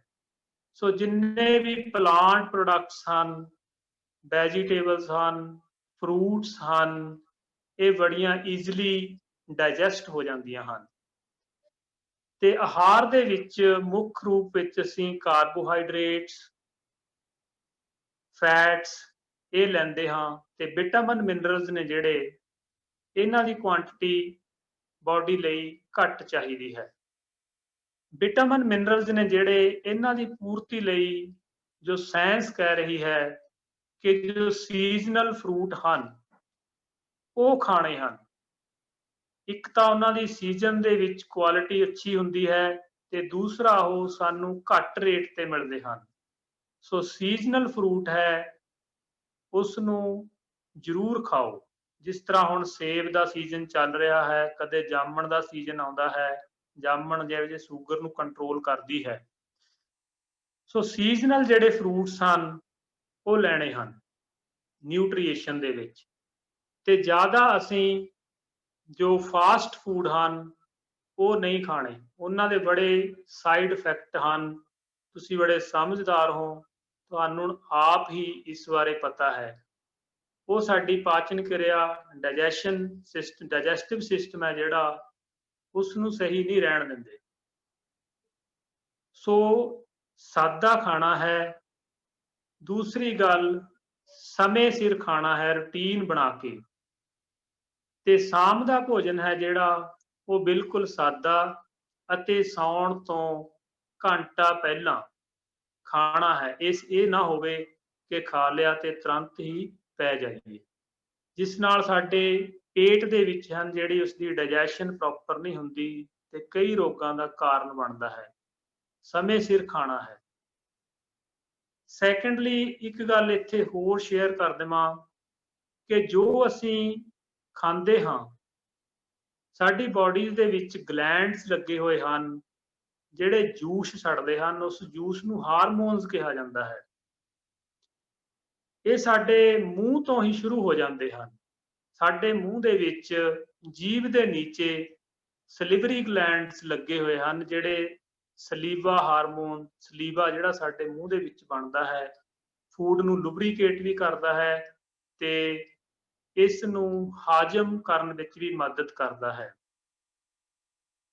ਤੇ ਗਲੇ ਦੇ ਵਿੱਚੋਂ ਹੋ ਕੇ ਜਦੋਂ ਭੋਜਨ ਪੇਟ ਵਿੱਚ ਜਾਂਦਾ ਹੈ ਤਾਂ ਸਾਡੇ ਗਲ ਦੇ ਵਿੱਚ ਇੱਕ ਥਾਇਰਾਇਡ ਗਲੈਂਡ ਹੈ ਜੋ ਥਾਇਰੋਕਸਿਨ ਹਾਰਮੋਨ ਛੱਡਦਾ ਹੈ, ਜਿਹੜਾ ਸਾਡੀ ਬਾਡੀ ਦੇ ਵਿੱਚ ਫੈਟ ਨੂੰ, ਕਾਰਬੋਹਾਈਡਰੇਟਸ ਨੂੰ ਡਾਈਜੈਸਟ ਕਰਦਾ ਹੈ। ਪੇਟ ਵਿੱਚ ਭੋਜਨ ਜਾਂਦਾ ਹੈ, ਉੱਥੇ ਲੀਵਰ ਹੈ ਜੋ ਕਈ ਪ੍ਰਕਾਰ ਦੇ ਹਾਰਮੋਨ ਛੱਡਦਾ ਹੈ। ਗਲ ਬਲੈਡਰ, ਜਿਸ ਨੂੰ ਪਿੱਤਾ ਕਹਿੰਦੇ ਹਾਂ, ਉਹ ਵੀ ਹਾਈਡਰੋਕਲੋਰਿਕ ਐਸਿਡ ਛੱਡਦਾ ਹੈ, ਜਿਸ ਕਾਰਨ ਸਾਡਾ ਜਿਹੜਾ ਭੋਜਨ ਹੈ ਉਹ ਹਾਜ਼ਮ ਆਉਂਦਾ ਹੈ। ਤੇ ਪੇਟ ਦੇ ਵਿੱਚ ਹੀ ਇੱਕ ਪੈਨਕ੍ਰੀਆ ਗਲੈਂਡ ਹੈ ਜੋ ਸ਼ੂਗਰ ਨੂੰ ਹਾਜ਼ਮ ਕਰਦਾ ਹੈ। ਜੋ ਅਸੀਂ ਮਿੱਠਾ ਖਾਂਦੇ ਹਾਂ ਉਸ ਨੂੰ, ਇਹ ਜੋ ਪੈਨਕ੍ਰੀਆ ਗਲੈਂਡ ਹੈ ਇਹ ਇੱਕ ਹਾਰਮੋਨ ਛੱਡਦਾ ਹੈ ਜਿਸ ਨੂੰ ਇਨਸੂਲਿਨ ਕਹਿੰਦੇ ਹਨ। ਉਹ ਸ਼ੂਗਰ ਨੂੰ ਹਾਜ਼ਮ ਕਰਦਾ ਹੈ। ਜਦੋਂ ਇਹ ਗਲੈਂਡ इंसुलिन घट पैदा करन लग जांदा ਤਾਂ ਸਾਡੀ ਬਾਡੀ ਦੇ ਵਿੱਚ ਸ਼ੂਗਰ ਡਾਈਜੈਸਟ ਨਹੀਂ ਹੁੰਦਾ, ਸ਼ੂਗਰ ਹਾਜ਼ਮ ਨਹੀਂ ਹੁੰਦਾ। ਇਸ ਨੂੰ ਫਿਰ ਅਸੀਂ ਕਹਿ ਦਿੰਦੇ ਆ ਕਿ ਇਸ ਪੇਸ਼ੈਂਟ ਨੂੰ ਸ਼ੂਗਰ ਹੋ ਗਿਆ। ਕਈਆਂ ਨੂੰ ਤਾਂ ਫਿਰ ਉਸ ਟਾਈਮ ਮੈਡੀਸਨ ਦੇ ਨਾਲ ਰੋਗ ਠੀਕ ਰਹਿੰਦਾ ਹੈ, ਪਰ ਕਈ ਵਾਰ ਇਸ ਤਰ੍ਹਾਂ ਦੀ ਪੋਜੀਸ਼ਨ ਹੋ ਜਾਂਦੀ ਹੈ ਕਿ ਜਿਹੜਾ ਪੈਨਕ੍ਰੀਆ ਗਲੈਂਡ ਹੈ ਇਹ ਬਿਲਕੁਲ ਹੀ ਇਨਸੂਲਿਨ ਬਣਾਉਣੋਂ ਹੀ ਹਟ ਜਾਂਦਾ। ਫਿਰ ਸਾਨੂੰ ਆਰਟੀਫੀਸ਼ੀਅਲ ਇਨਸੂਲਿਨ ਜੋ ਇੰਜੈਕਸ਼ਨ ਹੈ ਉਹ ਲਾਉਣਾ ਪੈਂਦਾ ਸ਼ੂਗਰ ਨੂੰ ਹਾਜ਼ਮ ਕਰਨ ਲਈ। ਇੱਥੇ ਇੱਕ ਇਹ ਸਾਵਧਾਨੀ ਜ਼ਰੂਰ ਰੱਖਣੀ ਹੈ ਕਿ ਚੀਨੀ ਦਾ ਸੇਵਨ ਬਿਲਕੁਲ ਨਹੀਂ ਕਰਨਾ। ਦੂਸਰਾ, ਠੰਡਾ ਪਾਣੀ ਕਦੇ ਨਹੀਂ ਪੀਣਾ। ਠੰਡਾ ਪਾਣੀ ਪੀਣ ਦੇ ਨਾਲ ਜਿਹੜਾ ਪੈਨਕ੍ਰੀਆ ਗਲੈਂਡ ਹੈ ਉਸ ਦੀ ਇਨਸੂਲਿਨ ਪ੍ਰੋਡਿਊਸ ਕਰਨ ਦੀ ਜਿਹੜੀ એનર્ਜੀ ਹੈ ਉਹ ਘਟ ਜਾਂਦੀ ਹੈ। ਇਨਸੂਲਿਨ ਪ੍ਰੋਡਕਸ਼ਨ ਆ ਜਿਹੜੀ ਘਟ ਜਾਂਦੀ ਹੈ ਠੰਡਾ ਪਾਣੀ ਪੀਣ ਨਾਲ। ਪੁਰਾਣੇ ਲੋਕ ਪੁਰਾਣੇ ਸਮਿਆਂ ਦੇ ਵਿੱਚ ਫ੍ਰਿਜ ਨਹੀਂ ਸੀ ਹੁੰਦੇ, ਵਾਟਰ ਕੂਲਰ ਨਹੀਂ ਸੀ ਹੁੰਦੇ, ਠੰਡਾ ਪਾਣੀ ਨਹੀਂ ਸੀ ਪੀਂਦੇ, ਇਸ ਲਈ ਸ਼ੂਗਰ ਦੇ ਜਿਹੜੇ ਚਾਂਸਸ ਸੀ ਉਹ ਬਹੁਤ ਘੱਟ ਹੁੰਦੇ ਸਨ। ਸੋ ਇਹ ਗੱਲ ਬੜੀ ਨੋਟ ਕਰਨੀ ਹੈ। ਸਾਇੰਸ ਨੇ ਤਾਂ ਇਹ ਵੀ ਕਿਹਾ ਹੈ ਕਿ ਜੋ ਠੰਡਾ ਪਾਣੀ ਨਹੀਂ ਪੀਂਦਾ ਉਸ ਨੂੰ ਸ਼ੂਗਰ ਹੋਣ ਦੇ ਚਾਂਸਸ ਬਹੁਤ ਘੱਟ ਹਨ।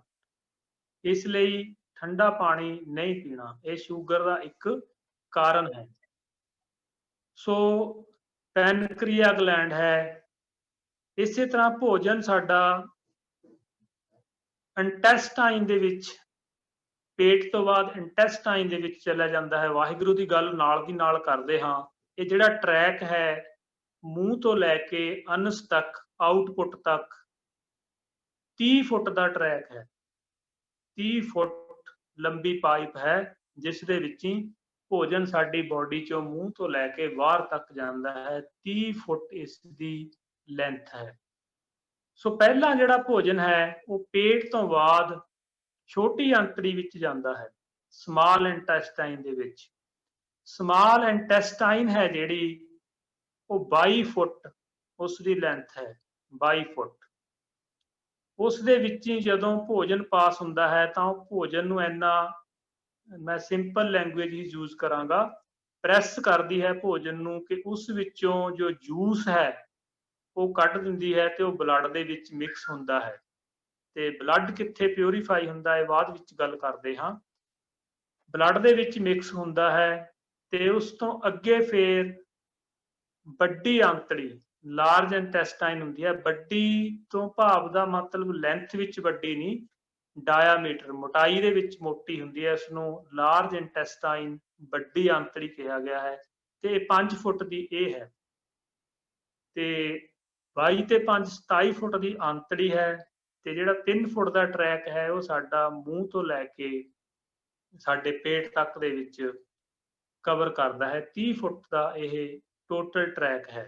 ਸੋ ਇਸ ਦੇ ਵਿੱਚ ਵੱਖਰੇ ਵੱਖਰੇ ਗਲੈਂਡਸ ਲੱਗੇ ਹੋਏ ਹਨ ਜਿਹੜੇ ਜੂਸ ਛੱਡਦੇ ਹਨ।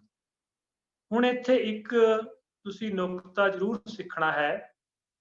ਜਦੋਂ ਅਸੀਂ ਫੈਟ ਖਾਂਦੇ ਹਾਂ ਤਾਂ ਬ੍ਰੇਨ ਨੇ ਉਹੀ ਜੂਸ, ਉਹੀ ਹਾਰਮੋਨਸ ਛਡਾਉਣੇ ਹਨ ਜਿਹੜੇ ਫੈਟ ਨੂੰ ਹਾਜ਼ਮ ਕਰਦੇ ਹਨ। ਜਦੋਂ ਅਸੀਂ ਕਾਰਬੋਹਾਈਡਰੇਟ ਖਾਂਦੇ ਹਾਂ ਤਾਂ ਲੀਵਰ ਨੇ ਉਹੀ ਜੂਸ ਛੱਡਣਾ ਹੈ ਜੋ ਕਾਰਬੋਹਾਈਡਰੇਟ ਨੂੰ ਡਾਈਜੈਸਟ ਕਰਦਾ ਹੈ। ਸੋ ਇੱਕ ਪਰਟੀਕੂਲਰ ਫੂਡ ਨੂੰ ਡਾਈਜੈਸਟ ਕਰਨ ਲਈ ਇੱਕ ਪਰਟੀਕੂਲਰ ਜੂਸ ਹੈ ਜਿਹੜਾ ਉਹ ਛੱਡਿਆ ਜਾਂਦਾ ਹੈ। ਜਿਸ ਤਰ੍ਹਾਂ ਸ਼ੂਗਰ ਨੂੰ ਡਾਈਜੈਸਟ ਕਰਨ ਲਈ ਇਨਸੂਲਿਨ ਜਿਹੜੀ ਹੈ ਸਕ੍ਰੀਟ ਹੁੰਦੀ ਹੈ, ਪੈਦਾ ਹੁੰਦੀ ਹੈ ਬਾਡੀ ਦੇ ਵਿੱਚ। ਸੋ ਜਦੋਂ ਅਸੀਂ ਬਹੁਤ ਸਾਰੀਆਂ ਐਟਮਾਂ ਇਕੱਠੀਆਂ ਖਾਂਦੇ ਹਾਂ ਵਿਆਹਾਂ ਵਿੱਚ, ਸ਼ਾਦੀਆਂ ਵਿੱਚ, ਤੇ ਤਾਂ ਕਈ ਪ੍ਰਕਾਰ ਦੇ ਜੂਸ ਹਨ ਜਿਹੜੇ ਉਹ ਗਲੈਂਡਸ ਵੱਲੋਂ ਛੱਡ ਦਿੱਤੇ ਜਾਂਦੇ ਹਨ, ਜਿਸ ਦੇ ਕਾਰਨ ਪੇਟ ਹੈ ਸਾਡਾ ਖਰਾਬ ਹੋ ਜਾਂਦਾ ਹੈ। ਸੋ ਇੱਥੇ ਨੁਕਤਾ ਇਹ ਹੈ ਕਿ ਜਦੋਂ ਵੀ ਅਸੀਂ ਬ੍ਰੇਕਫਾਸਟ ਜਾਂ ਲੰਚ ਕਰਦੇ ਹਾਂ ਜ਼ਿਆਦਾ ਐਟਮਾਂ ਨਹੀਂ ਲੈਣੀਆਂ। ਅਸੀਂ ਆਮ ਤੌਰ ਤੇ ਸਾਡੇ ਰਿਵਾਜ ਹੈ ਕਿ ਜੇ ਰਿਸ਼ਤੇਦਾਰ ਆਉਂਦਾ ਹੈ ਤਾਂ ਉਸਦੇ ਥਾਲ ਵਿੱਚ 5 ਕੌਲੀਆਂ ਰੱਖ ਦਿਓ ਤੇ 5 ਕੌਲੀਆਂ ਦੇ ਨਾਲ 5 ਪ੍ਰਕਾਰ ਦਾ ਜੂਸ ਜਦੋਂ ਪੇਟ ਵਿੱਚ ਜਾਏਗਾ ਤਾਂ ਉਸ ਦੀ ਮਹਿਮਾਨ ਨਵਾਜੀ ਨਹੀਂ ਹੋਈ, ਉਹ ਤਾਂ ਅਸੀਂ ਰੋਗੀ ਕਰਤਾ। 1 ਜਾਂ 2 ਕੌਲੀਆਂ ਸਾਡੇ ਥਾਲ ਵਿੱਚ ਚਾਹੀਦੀਆਂ ਹਨ। ਦਹੀਂ ਦੀ ਜਿਹੜੀ ਮਾਤਰਾ ਹੈ ਸਵੇਰੇ ਤੇ ਸ਼ਾਮ ਅਸੀਂ ਲੈ ਸਕਦੇ ਹਾਂ, ਸਵੇਰੇ ਤੇ ਦੁਪਹਿਰੇ ਲੈ ਸਕਦੇ ਹਾਂ, ਸ਼ਾਮ ਨੂੰ ਅਸੀਂ ਦਹੀਂ ਨਹੀਂ ਲੈਣਾ। ਸ਼ਾਮ ਲਈ ਦਹੀਂ ਬਿਲਕੁਲ ਠੀਕ ਨਹੀਂ ਹੈ। ਸਬਜ਼ੀ ਨਾਲ ਦਹੀਂ ਵੱਧ ਲਿਆ ਜਾ ਸਕਦਾ ਹੈ ਤੇ ਦਾਲਾਂ ਦੇ ਨਾਲ ਦਹੀਂ ਹੈ ਜਿਹੜੀ ਉਸਦੀ ਕੁਆਂਟੀਟੀ ਘੱਟ ਲੈਣੀ ਚਾਹੀਦੀ ਹੈ, ਕਿਉਂਕਿ ਦਹੀਂ ਦੀ ਜਿਹੜੀ ਨੇਚਰ ਹੈ ਉਹ ਵੀ ਐਸਿਡਿਕ ਹੈ ਤੇ ਜਿਹੜੀਆਂ ਪਲਸਿਸ ਹਨ, ਦਾਲਾਂ ਹਨ, ਉਹਨਾਂ ਦੀ ਵਿੱਚ ਵੀ ਯੂਰਿਕ ਐਸਿਡ ਹੁੰਦਾ ਹੈ। ਸੋ ਐਸਿਡ ਦੀ ਕੁਆਂਟੀਟੀ ਹੈ ਜਿਹੜੀ ਉਹ ਵੱਧ ਜਾਂਦੀ ਹੈ। ਦੂਸਰੀ ਗੱਲ, ਜੇ ਕਦੇ ਬਾਡੀ ਦੇ ਵਿੱਚ ਐਸਿਡ ਵੱਧਦਾ ਹੈ ਤਾਂ ਅਸੀਂ ਉਸ ਦੇ ਉਲਟ ਬੇਸਿਕ ਖਾਣਾ ਖਾਣਾ ਹੈ, ਜਿਸ ਤਰ੍ਹਾਂ ਈਨੋ, ਮਿੱਠਾ ਸੋਡਾ, ਉਹ ਲੈਣਾ ਹੈ ਤਾਂ ਕਿ ਉਹ ਐਸਿਡ ਨੂੰ ਕਵਰ ਕਰ ਜਾਵੇ। ਅਸੀਂ ਹਰ ਰੋਜ਼ ਬਰਸ਼ ਕਰਦੇ ਹਾਂ, ਜਿਹੜੀ ਸਾਡੀ ਪੇਸਟ ਹੈ ਇਹ ਬੇਸਿਕ ਹੈ। ਭੋਜਨ ਖਾਣ ਦੇ ਨਾਲ ਜੋ ਫੂਡ ਸਾਡੇ ਟੀਥ ਦੇ ਵਿੱਚ ਰਹਿ ਜਾਂਦਾ ਹੈ ਉਹ ਵੀ ਐਸਿਡਿਕ ਬਣ ਜਾਂਦਾ ਹੈ। ਐਸਿਡਿਕ ਨੂੰ ਨਿਊਟਰਲਾਈਜ਼ ਕਰਨ ਲਈ ਜਿਹੜੇ ਬੱਚੇ ਸਾਇੰਸ ਪੜ੍ਹਦੇ ਹਨ ਉਹ ਬੜੀ ਅੱਛੀ ਤਰ੍ਹਾਂ ਜਾਣਦੇ ਹਨ, ਐਸਿਡ ਤੇ ਬੇਸ ਇੱਕ ਦੂਸਰੇ ਨੂੰ ਨਿਊਟਰਲਾਈਜ਼ ਕਰ ਦਿੰਦੇ ਹਨ। ਸੋ ਜਿਹੜਾ ਟੁੱਥਪੇਸਟ ਹੈ ਉਹ ਬੇਸਿਕ ਹੈ, ਉਸ ਐਸਿਡ ਨੂੰ ਨਿਊਟਰਲਾਈਜ਼ ਕਰ ਦਿੰਦਾ ਹੈ। ਇਸੇ ਲਈ ਸਾਬਣ ਹੈ ਜਿਹੜਾ ਉਹ ਵੀ ਬੇਸਿਕ ਹੈ। ਇਸੇ ਲਈ ਜਦੋਂ ਸਾਡੇ ਕਈ ਵਾਰ ਕੋਈ ਮੱਖੀ ਲੜ ਜਾਂਦੀ ਹੈ, ਭਰਿੰਡ ਲੜ ਜਾਂਦੀ ਹੈ, ਤਾਂ ਅਸੀਂ ਉਸ ਥਾਂ ਤੇ ਕਹਿੰਦੇ ਹਾਂ ਕਿ ਪੇਸਟ ਲਾ ਲਓ ਜਾਂ ਸਾਬਣ ਲਾ ਲਓ, ਕਿਉਂਕਿ ਮੱਖੀ ਹੈ ਜਿਹੜੀ ਉਸ ਥਾਂ ਤੇ ਐਸਿਡ ਛੱਡ ਦਿੰਦੀ ਹੈ ਕਿ ਉਸ ਨੂੰ ਨਿਊਟਰਲਾਈਜ਼ ਕਰਨ ਲਈ ਜਿਹੜਾ ਬੇਸ ਹੈ ਉਹੀ ਉਸ ਨੂੰ ਨਿਊਟਰਲਾਈਜ਼ ਕਰ ਸਕਦਾ ਹੈ। ਸੋ ਇਸੇ ਤਰ੍ਹਾਂ ਇਹਨਾਂ ਕਿਹੜਾ ਜੂਸ ਛੱਡਣਾ ਹੈ, ਇਹ ਜਿਹੜੀ ਕਮਾਂਡ ਹੈ ਸਾਡੀ ਬਾਡੀ ਤੇ ਇਹ ਬ੍ਰੇਨ ਦੀ ਚੱਲਦੀ ਹੈ। ਬ੍ਰੇਨ ਦੇ ਵਿੱਚ ਵੀ ਵੱਖਰੇ ਵੱਖਰੇ ਪਾਰਟ ਹਨ, fore brain, mid brain, hind brain. Hind brain ਪਿਛਲੇ ਹਿੱਸੇ ਨੂੰ ਕਿਹਾ ਜਾਂਦਾ ਹੈ ਬ੍ਰੇਨ ਦੇ, ਤੇ ਮਿਡ ਵਿਚਕਾਰਲੇ ਨੂੰ, ਫਾਰ ਬ੍ਰੇਨ ਜੋ ਮੁੱਢਲਾ ਹਿੱਸਾ ਹੈ ਦਿਮਾਗ ਦਾ, ਉਸ ਨੂੰ ਕਿਹਾ ਜਾਂਦਾ ਹੈ। ਇੱਥੇ ਇੱਕ ਛੋਟੀ ਜਿਹੀ ਗੱਲ ਹੋਰ ਕਰ ਦਈਏ, ਜਿਹੜਾ ਸਾਡਾ ਹਾਈਂਡ ਬ੍ਰੇਨ ਹੈ, ਪਿਛਲਾ ਪਾਰਟ ਹੈ, ਉਸ ਦੇ ਵਿੱਚ ਇੱਕ ਛੋਟਾ ਪਾਰਟ ਹੁੰਦਾ ਹੈ ਜਿਸ ਨੂੰ ਸੈਰੀਬਲਮ ਕਿਹਾ ਜਾਂਦਾ ਹੈ। ਸੈਰੀਬਲਮ ਹੈ ਜਿਹੜਾ ਸਾਡੀ ਬਾਡੀ ਦੇ ਪੋਸਚਰ ਨੂੰ, ਸਾਡੇ ਬੈਲੈਂਸ ਨੂੰ ਕੰਟਰੋਲ ਕਰ। ਖਿਡਾਰੀ ਹਨ ਜਿਮਨਾਸਟਿਕ ਦੇ, ਉਹਨਾਂ ਦਾ ਬੜਾ ਉਹ ਸਟਰੋਂਗ ਹੁੰਦਾ ਹੈ, ਜੋ ਜਿੰਨਾ ਬੈਲੈਂਸ ਬਣਦਾ ਹੈ ਇਹ ਸੈਰੀਬਲਮ ਪਾਰਟ ਹੀ ਬਣਾਉਂਦਾ ਹੈ। ਗੁਰੂ ਮਹਾਰਾਜ ਜੀ ਨੇ ਸਾਨੂੰ ਨਸ਼ਿਆਂ ਤੋਂ ਵਰਜਿਆ ਹੈ।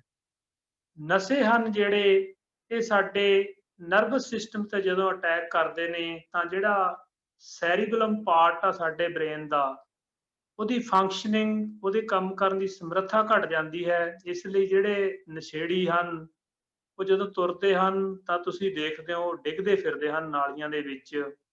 ਤੇ ਐਸਾ ਕੀ ਕਰ ਦਿੱਤਾ, ਜੋ ਨਸ਼ਾ ਖਾਦਾ ਹੈ ਉਸਨੇ ਕੀ ਕਰ ਦਿੱਤਾ, ਜਿਹੜਾ ਸੈਰੀਬਲਮ ਪਾਰਟ ਹੈ ਉਸ ਦੀ ਫੰਕਸ਼ਨਿੰਗ ਘਟਾ ਦਿੱਤੀ ਤੇ ਉਹ ਇੱਧਰ ਉੱਧਰ ਡਗਮਗਾਉਂਦਾ ਹੈ, ਗਿਰਦਾ ਹੈ ਤੇ ਸਾਨੂੰ ਪਤਾ ਲੱਗ ਜਾਂਦਾ ਕਿ ਇਹ ਨਸ਼ਾ ਕਰਿਆ ਹੋਇਆ ਹੈ ਇਸ ਦਾ। ਤੇ ਇੱਕ ਗੱਲ, ਦੂਸਰੀ ਗੱਲ, ਜਦੋਂ ਭੋਜਨ ਇਹ ਡਾਈਜੈਸਟ ਹੋ ਜਾਂਦਾ ਫਿਰ ਹਾਰਟ ਇਸ ਨੂੰ ਟਰਾਂਸਪੋਰਟ ਕਰਦਾ ਹੈ, ਵੱਖ-ਵੱਖ ਪਾਰਟ ਤੱਕ ਪਹੁੰਚਾਉਣ ਦਾ ਕੰਮ ਹੈ ਜਿਹੜਾ ਪੰਪਿੰਗ ਹੈ ਜਿਹੜਾ ਹਾਰਟ ਦਾ ਹੈ। ਹਾਰਟ ਦੇ ਸਾਡੇ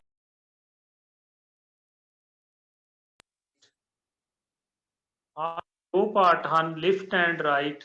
ਲਿਫਟ ਸਾਈਡ ਤੇ ਜਿਹੜਾ ਬਲੱਡ ਹੈ ਇਹ ਸਾਡੇ ਲੰਗਸ ਦੇ ਵਿੱਚ ਸਾਫ਼ ਹੁੰਦਾ ਹੈ। ਜੋ ਅਸੀਂ ਸਾਹ ਲੈਂਦੇ ਹਾਂ ਅੰਦਰ ਆਕਸੀਜਨ ਜਾਂਦੀ ਹੈ ਤੇ ਬਾਹਰ ਕਾਰਬਨ ਡਾਈਆਕਸਾਈਡ ਆ ਜਾਂਦੀ ਹੈ। ਇਹ ਜਿਹੜੀ ਆਕਸੀਜਨ ਅੰਦਰ ਜਾਂਦੀ ਹੈ ਲੰਗਸ ਦੇ ਵਿੱਚ, ਉੱਥੇ ਬਲੱਡ ਦੀ ਪ੍ਰਕਿਰਿਆ ਨੂੰ ਸਾਫ਼ ਕੀਤਾ ਜਾਂਦਾ ਹੈ।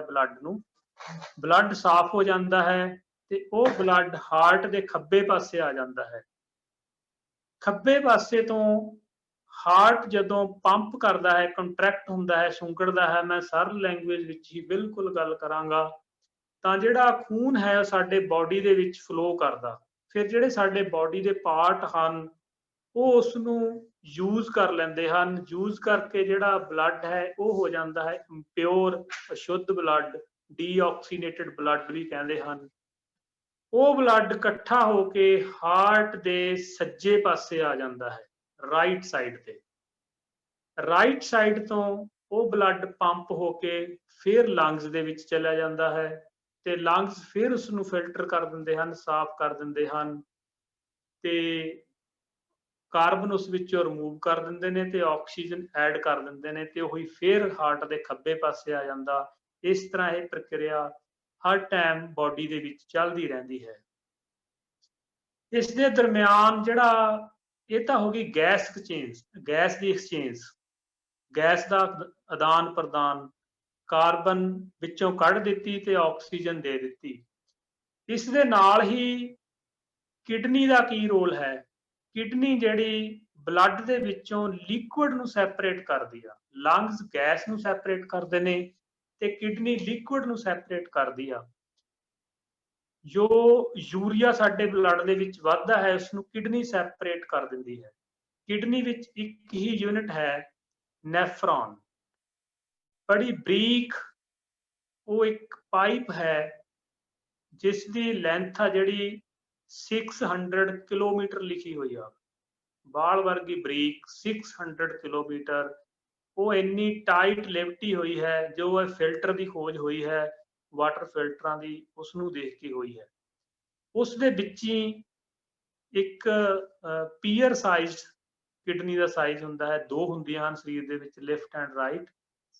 ਉਹਦੇ ਵਿੱਚ ਹੀ ਬਲੱਡ ਪਾਸ ਹੁੰਦਾ ਹੈ ਇੰਨੀ ਬਰੀਕ ਵਿੱਚ ਹੀ, ਫਿਰ ਉੱਥੋਂ ਯੂਰੀਆ ਸੈਪਰੇਟ ਹੁੰਦਾ ਹੈ ਜੋ ਕਿ ਵਾਸ਼ਰੂਮ ਰਾਹੀਂ, ਯੂਥਰਾ ਰਾਹੀਂ ਬਲੈਡਰ ਦੇ ਵਿੱਚ ਆਉਂਦਾ ਹੈ ਤੇ ਉਸਦੀ ਆਊਟਪੁੱਟ ਹੋ ਜਾਂਦੀ ਹੈ। ਇਹ ਸਾਡਾ ਜਿਹੜਾ ਯੂਨਰਲ ਹੈ ਉਹ ਯੂਰੀਏ ਦੇ ਰੂਪ ਦੇ ਵਿੱਚ ਸੈਪਰੇਟ ਕੀਤਾ ਜਾਂਦਾ ਹੈ। ਇੱਥੇ ਵੀ ਜੋ ਗੱਲ ਹੈ, ਕਿਡਨੀ ਡਿਫੈਕਟ ਕਿਵੇਂ ਹੁੰਦੀ ਹੈ, ਇੱਕ ਗੱਲ ਧਿਆਨ ਵਿੱਚ ਰੱਖਣੀ ਹੈ, ਕਿਡਨੀ ਦਾ ਇਲਾਜ ਨਹੀਂ ਹੈ, ਇਸ ਦਾ ਆਪਰੇਸ਼ਨ ਜਾਂ ਇਸ ਦੀ ਰਿਪੇਅਰ ਨਹੀਂ ਕੀਤੀ ਜਾ ਸਕਦੀ। ਕਿਡਨੀ ਜਦੋਂ ਡੈਮੇਜ ਹੋ ਗਈ ਜਾਂ ਤਾਂ ਟ੍ਰਾਂਸਪਲਾਂਟ ਹੋਏਗੀ ਤੇ ਜਾਂ ਫਿਰ ਇੱਕ ਡਾਇਲਿਸਿਸ ਪ੍ਰੋਸੈਸ ਹੈ, ਜੋ ਖੂਨ ਹੈ ਫਿਰ ਮਸ਼ੀਨ ਰਾਹੀਂ, ਡਾਇਲਿਸਿਸ ਮਸ਼ੀਨ ਜਿਸ ਨੂੰ ਕਿਹਾ ਜਾਂਦਾ, ਉਸ ਰਾਹੀਂ ਸਾਫ਼ ਕੀਤਾ ਜਾਂਦਾ ਹੈ। ਸੋ ਕਿਡਨੀ ਦੀ ਸੰਭਾਲ ਹੈ ਜਿਹੜੀ, ਡਰਿੰਕ ਕਰਨ ਵਾਲੇ ਅਲਕੋਹਲ ਦੇ ਨਾਲ ਇਹ ਜ਼ਿਆਦਾ ਖਰਾਬ ਹੁੰਦੀ ਹੈ, ਜਾਂ ਸਟਰੋਂਗ ਐਂਟੀਬਾਇਓਟਿਕਸ ਲੈਣ ਦੇ ਨਾਲ, ਮਾੜੀ ਜੀ ਬਿਮਾਰੀ ਲੱਗਣ ਤੇ ਐਂਟੀਬਾਇਓਟਿਕਸ ਲੈ ਲੈਣੇ, ਇਹ ਸਾਡੀ ਕਿਡਨੀ ਤੇ ਇਫੈਕਟ ਕਰਦੇ ਹਨ। ਜ਼ਿਆਦਾਤਰ ਅਲਕੋਹਲ, ਸ਼ਰਾਬ ਹੈ ਜੋ ਗੁਰੂ ਮਹਾਰਾਜ ਦਾ ਜੇ ਕਹਿਣਾ ਮੰਨਦੇ ਹਾਂ, ਸ਼ੁਰੂ ਵਿੱਚ ਹੀ ਗੱਲ ਕਰ ਦਿੱਤੀ, ਪਰਮੇਸ਼ਰ ਤੇ ਭੁੱਲਿਆ ਵਿਆਪਨ ਸਭੇ ਰੋਗ, ਪਰਮੇਸ਼ਰ ਨੂੰ ਭੁੱਲਣਾ, ਗੁਰੂ ਦੇ ਹੁਕਮਾਂ ਨੂੰ ਭੁੱਲਣਾ, ਉਸਦੇ ਨਿਯਮਾਂ ਨੂੰ ਭੁੱਲਣਾ ਹੈ। ਉਹਨਾਂ ਨਾਲੋਂ ਟੁੱਟ ਕੇ ਇਹ ਰੋਗ, ਜੇ ਗੁਰੂ ਦੀ ਗੱਲ ਮੰਨਦੇ ਹਾਂ, ਅਸੀਂ ਸਹੀ ਸਾਦਾ ਖਾਣਾ ਖਾਂਦੇ ਹਾਂ, ਵੈਜੀਟੇਰੀਅਨ ਹਾਂ, ਤਾਂ ਬਿਮਾਰੀ ਦੇ ਚਾਂਸਸ ਨੇ ਜਿਹੜੇ ਉਹ ਘਟ ਜਾਂਦੇ ਹਨ। ਸੋ ਇਹ ਇੱਕ ਕਿਡਨੀ ਦਾ ਫੰਕਸ਼ਨ ਹੈ। ਇਸ ਨੂੰ ਐਕਸਕ੍ਰੀਟਰੀ ਯੂਨਿਟ, ਐਕਸਕ੍ਰੀਸ਼ਨ ਹੈ ਜਿਹੜੀ ਉਹ ਕਿਡਨੀ ਦੁਆਰਾ ਹੁੰਦੀ ਹੈ। ਸੋ ਇਹ ਜਿਹੜੀਆਂ 5 ਪ੍ਰਕਿਰਿਆਵਾਂ ਹਨ, ਇਹਨਾਂ ਦੇ ਵਿੱਚ ਹੀ ਜਦੋਂ ਕੋਈ ਨਾ ਕੋਈ ਵਿਗਾੜ ਆਉਂਦਾ ਹੈ ਤਾਂ ਉਦੋਂ ਹੀ ਸਾਡੇ ਸਰੀਰ ਨੂੰ ਇਹ ਰੋਗ ਲੱਗਦੇ ਹਨ। ਇਸ ਲਈ ਸਾਨੂੰ ਸਾਡਾ ਜਿਹੜਾ ਭੋਜਨ ਹੈ, ਜੋ ਅਸੀਂ ਪਹਿਲੀ ਪ੍ਰੋਸੈਸ ਹੈ ਨਿਊਟ੍ਰੀਏਸ਼ਨ, ਉਸ ਨੂੰ ਠੀਕ ਰੱਖਣਾ ਹੈ। ਸਮੇਂ ਸਿਰ ਸੀਜ਼ਨਲ ਫਰੂਟ ਤੇ ਸਬਜ਼ੀਆਂ ਖਾਣੀਆਂ ਹਨ, ਸਾਦਾ ਖਾਣਾ ਹੈ। ਜਿੰਨੀ ਭੁੱਖ ਹੈ, ਸਪੋਜ਼ ਸਾਨੂੰ 3 ਰੋਟੀਆਂ ਦੀ ਭੁੱਖ ਹੈ ਤਾਂ 2 ਜਾਂ 2.5 ਖਾਓ, ਕਦੇ ਵੀ ਓਵਰ ਈਟਿੰਗ ਨਹੀਂ ਕਰਨੀ। ਓਵਰ ਈਟਿੰਗ ਦੇ ਨਾਲ ਬਹੁਤ ਸਾਰੇ ਜਿਹੜੇ ਰੋਗ ਹਨ ਉਹ ਲੱਗਦੇ ਹਨ, ਓਵਰ ਈਟਿੰਗ ਨਹੀਂ ਕਰਨੀ। ਤੇ ਦੂਸਰਾ, ਆਪਣਾ ਜਿਹੜਾ ਖਾਣ ਦਾ ਸ਼ਡਿਊਲ ਹੈ ਉਹ ਪ੍ਰੋਪਰ ਰੱਖਣਾ ਹੈ। ਮੈਂ ਤਾਂ ਇਹ ਵੀ ਖੋਜ ਇੱਕ ਪੜ੍ਹੀ ਹੈ ਕਿ ਜੇ ਸਾਡਾ ਖਾਣ ਦਾ ਟਾਈਮ ਨਿਕਲ ਗਿਆ, 2 ਘੰਟੇ ਓਵਰ ਹੋ ਗਏ ਕਿਸੇ ਕਾਰਨ ਕਰਕੇ, ਫਿਰ ਨਾ ਖਾਓ, ਫਿਰ ਨੈਕਸਟ ਹੀ ਖਾਣਾ ਹੈ। ਅਗਲਾ ਜੋ ਟਰਮ ਹੈ ਉਸ ਤੇ ਹੀ ਖਾਣਾ ਹੈ। 2 ਦੇ ਵਿੱਚ ਅਸੀਂ ਪ੍ਰੋਪਰ ਜਿਹੜਾ ਹੈ ਵਕਫਾ ਰੱਖਣਾ ਹੈ ਤੇ ਠੰਡਾ ਪਾਣੀ ਨਹੀਂ ਪੀਣਾ, ਨਾਰਮਲ ਤੇ ਅੰਮ੍ਰਿਤ ਵੇਲੇ ਜਿਹੜਾ ਹੈ ਕੋਸਾ ਪਾਣੀ ਉਹ ਪੀਣਾ ਹੈ। ਤੇ ਦੂਸਰਾ, ਅਸੀਂ ਡੇਲੀ ਬ੍ਰਸ਼ ਕਰਦੇ ਹਾਂ। ਬ੍ਰਸ਼ ਹੈ ਜਿਹੜਾ 2 ਵਾਰ ਕਰਨਾ ਹੈ। ਸ਼ਾਮ ਨੂੰ ਬ੍ਰਸ਼, ਲਾਸਟਲੀ ਜਦੋਂ ਅਸੀਂ ਪੈਣਾ ਹੈ ਉਸ ਟਾਈਮ ਜ਼ਰੂਰ ਬ੍ਰਸ਼ ਕਰਨਾ ਹੈ। ਜਿੰਨੇ ਸਾਡੇ ਟੀਥ ਹਨ ਇਹ ਖਰਾਬ ਹੁੰਦੇ ਹਨ, ਇਹ ਰਾਤ ਨੂੰ ਬ੍ਰਸ਼ ਨਾ ਕਰਨ ਕਰਕੇ ਹੁੰਦੇ ਹਨ। ਜਿੰਨੇ ਫੂਡ ਪਾਰਟੀਕਲਸ ਹਨ, ਭਾਵੇਂ ਅਸੀਂ ਕੁਰਲਾ ਕਰ ਲਿਆ, ਪਰ ਕਈ ਫੂਡ ਪਾਰਟੀਕਲਸ ਨੇ ਜਿਹੜੇ ਉਹ ਸਾਡੇ ਟੀਥ ਵਿੱਚ ਰਹਿ ਜਾਂਦੇ ਹਨ। ਤੇ ਇਸ ਲਈ ਰਾਤ ਨੂੰ ਸੌਣ ਸਮੇਂ ਜ਼ਰੂਰ ਤੁਸੀਂ ਇਹ ਜਿਹੜਾ ਹੈ ਬਰਸ਼ਿੰਗ ਕਰਨੀ ਹੈ ਤੇ ਸਵੇਰੇ ਵੀ ਕਰਨੀ ਹੈ ਤੇ ਪ੍ਰੋਪਰ ਆਪਣਾ ਸ਼ਡਿਊਲ ਹੈ ਜਿਹੜਾ ਉਹ ਬਣਾ ਕੇ ਰੱਖਣਾ ਹੈ। ਇੱਕ ਗੱਲ ਕਰਦੇ ਹਾਂ ਪਾਣੀ ਪੀਣ ਦੀ। ਪਾਣੀ ਹੈ ਜਿਹੜਾ ਸਾਨੂੰ ਜ਼ਿਆਦਾ ਪੀਣਾ ਚਾਹੀਦਾ ਹੈ, ਪਰ ਇਕੱਠਾ ਪਾਣੀ ਕਦੇ ਵੀ ਨਹੀਂ ਪੀਣਾ। ਇਕੱਠਾ ਪਾਣੀ ਨਹੀਂ ਪੀਣਾ। ਅਸੀਂ ਜੇ 2 ਗਲਾਸ ਪੀਂਦੇ ਆ ਤਾਂ ਉਸ ਨੂੰ ਥੋੜੇ ਥੋੜੇ ਵਕਫੇ ਦੇ ਨਾਲ ਥੋੜਾ ਥੋੜਾ ਕਰਕੇ ਪੀਣਾ ਹੈ। ਤੇ ਭੋਜਨ ਖਾਣ ਤੋਂ ਪਹਿਲਾਂ ਪਾਣੀ ਨਹੀਂ ਪੀਣਾ। ਇਹ ਗੱਲ ਨੋਟ ਕਰਨ ਵਾਲੀ ਹੈ। ਕਿਉਂ? ਜਿਹੜੇ ਸਾਡੀ ਬਾਡੀ ਦੇ ਵਿੱਚ ਹਾਰਮੋਨਸ ਪੈਦਾ ਹੁੰਦੇ ਨੇ ਜਿਨ੍ਹਾਂ ਨੇ ਭੋਜਨ ਨੂੰ ਡਾਈਜੈਸਟ ਕਰਨਾ, ਹਾਈਡਰੋਕਲੋਰਿਕ ਐਸਿਡ ਜਾਂ ਹੋਰ ਥਾਇਰੋਕਸੀਨ ਹਾਰਮੋਨਸ, ਉਹਨਾਂ ਦੀ ਜਿਹੜੀ ਵਰਕਿੰਗ ਐਫੀਸ਼ੀਐਂਸੀ ਆ ਉਹ ਘਟ ਜਾਂਦੀ ਹੈ। ਜੇ ਅਸੀਂ ਪਹਿਲਾਂ ਤਾਂ ਸਾਡੇ ਮੂੰਹ ਵਿੱਚ ਹੀ ਜਿਹੜਾ ਸਲੀਵਾ ਹੈ ਜਿਸ ਨੇ ਭੋਜਨ ਨੂੰ ਹਾਜ਼ਮ ਕਰਨਾ, ਉਹਦੀ ਸਟਰੈਂਥ ਘਟ ਜਾਣੀ ਆ। ਇਸ ਲਈ ਪਾਣੀ ਆ ਜਿਹੜਾ ਰੋਟੀ ਤੋਂ ਪਹਿਲਾਂ ਨਹੀਂ ਪੀਣਾ। ਰੋਟੀ ਦੇ ਨਾਲ ਸਿਰਫ ਉਹਨਾਂ 2-3 ਘੁੱਟਾਂ ਪਾਣੀ ਦੀਆਂ ਪੀਣੀਆਂ ਹਨ ਜਿਹੜੀਆਂ ਦੇ ਨਾਲ ਸਾਡਾ ਜਿਹੜਾ ਮਾਊਥ ਹੈ, ਮੂੰਹ ਹੈ, ਉਹ ਸਾਫ਼ ਹੋ ਜਾਵੇ। ਤੇ ਜੇ ਅਸੀਂ ਰੋਟੀ ਦੇ ਨਾਲ ਪਾਣੀ ਜ਼ਿਆਦਾ ਲੈਂਦੇ ਆ ਤਾਂ ਸਾਡੀ ਜਿਹੜੀ ਡਾਈਜੈਸ਼ਨ ਪ੍ਰੋਸੈਸ ਹੈ, ਹਾਜ਼ਮ ਦੀ ਪ੍ਰਕਿਰਿਆ ਹੈ, ਉਹ ਬਹੁਤ ਘਟ ਜਾਂਦੀ ਹੈ। ਸੋ ਇਹ ਕੁਝ ਗੱਲਾਂ ਹਨ। ਇੱਕ ਵਿਸ਼ੇ ਦੇ ਉੱਤੇ ਹਜੇ ਤਾਂ ਬਹੁਤ ਵਾਹਿਗੁਰੂ ਨੇ ਅੱਖ ਦਿੱਤੀ ਹੈ। ਜੇ ਅੱਖ ਨੂੰ ਹੀ ਸਟੱਡੀ ਕਰੀਏ ਇਕੱਲੀ ਨੂੰ ਤਾਂ 40 ਮਿੰਟ ਲੱਗ ਜਾਂਦੇ ਹਨ। ਇੱਕ ਕੰਨ ਤੇ, ਕੰਨ ਦੇ ਵਿੱਚ ਕੀ ਵਾਹਿਗੁਰੂ ਨੇ ਕਿੰਨਾ ਕੁਛ ਪਾਇਆ ਹੈ, ਜੀਭ ਦੇ ਕਿੰਨੇ ਪਾਰਟ ਹਨ, ਟੇਸਟ ਕਰਨ ਵਾਲਾ ਹੈ, ਇੱਕ ਜਗ੍ਹਾ ਬਿਟਰ ਟੇਸਟ ਆਉਂਦਾ ਹੈ, ਇੱਕ ਜਗ੍ਹਾ ਖੱਟਾ ਮਿੱਠਾ, ਸਾਰੇ ਵੱਖਰੇ ਵੱਖਰੇ ਜੀਭ ਦੇ ਪਾਰਟ ਹਨ। ਤੇ ਇੱਕ ਇੱਕ ਜਿਹੜਾ ਪਾਰਟ ਹੈ, ਬੜੀ ਵਾਹਿਗੁਰੂ ਨੇ ਉਸ ਦੀ ਸਾਜਨਾ ਐਸੀ ਕੀਤੀ ਹੈ ਕਿ ਹਜੇ ਤੱਕ ਖੋਜਾਂ ਨਹੀਂ ਹੋਈਆਂ। ਬ੍ਰੇਨ ਨੂੰ ਜ਼ਰੂਰ ਅਸੀਂ ਇਸ ਦੀ ਸੰਭਾਲ ਰੱਖਣੀ ਹੈ। ਬ੍ਰੇਨ ਦੇ ਲਈ ਜਿਹੜਾ ਅਖਰੋਟ ਅਤੇ ਬਦਾਮ, ਇਹ 2 ਚੀਜ਼ਾਂ, ਸਾਡਾ ਜਿਹੜਾ ਬ੍ਰੇਨ ਹੈ ਉਸ ਦੀ ਸ਼ੇਪ ਹੈ ਜਿਹੜੀ ਉਹ ਅਖਰੋਟ ਵਰਗੀ ਹੈ। ਇਟਸ ਸ਼ੇਪ ਇਜ਼ ਲਾਈਕ, ਜਿਹੜਾ ਹੈ ਬ੍ਰੇਨ ਹੈ ਉਹ ਅਖਰੋਟ ਵਰਗੀ ਹੈ। ਸੋ ਅਖਰੋਟ ਖਾਣ ਨਾਲ ਤੇ ਐਲਮੰਡ, ਬਦਾਮ, ਇਹ ਖਾਣ ਦੇ ਨਾਲ ਜਿਹੜੀ ਸਾਡੀ ਬਾਡੀ ਦੇ ਵਿੱਚ ਗੁੱਡ ਫੈਟ ਹੈ, ਵਧੀਆ ਫੈਟ ਹੈ, ਉਹ ਵੱਧਦੀ ਹੈ।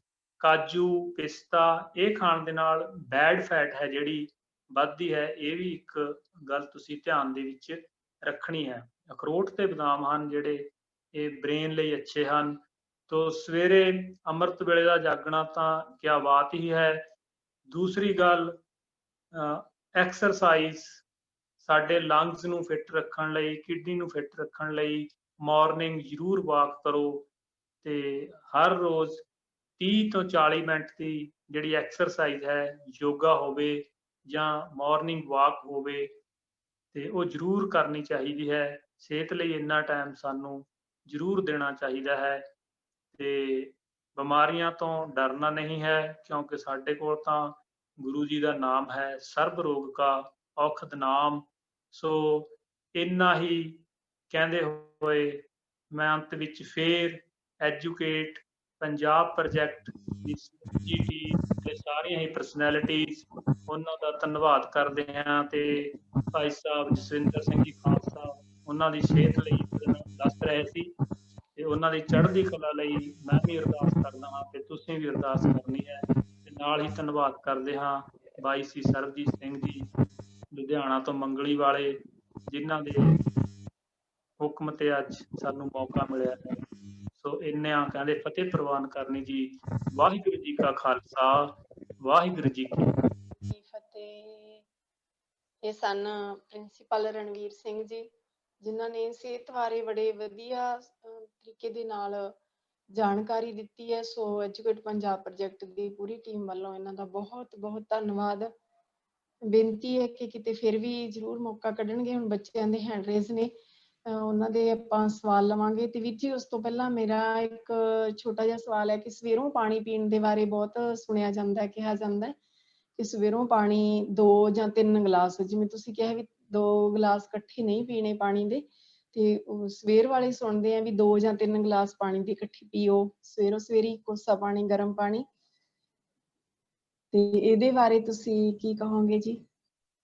ਸਾਨੂੰ ਪ੍ਰਿੰਸੀਪਲ ਰਣਵੀਰ ਸਿੰਘ ਜੀ ਹਾਂਜੀ ਜਿਨ੍ਹਾਂ ਨੇ ਹਾਂਜੀ ਸਿਹਤ ਬਾਰੇ ਜੀ ਜਾਣਕਾਰੀ ਸਵਾਲ ਕੀਤਾ। ਜੀ ਹਾਂਜੀ ਹਾਂਜੀ ਭੈਣ ਜੀ, ਇਸ ਵਿੱਚ ਇੱਕ ਗੱਲ ਹੈ ਕਿ access of everything is bad.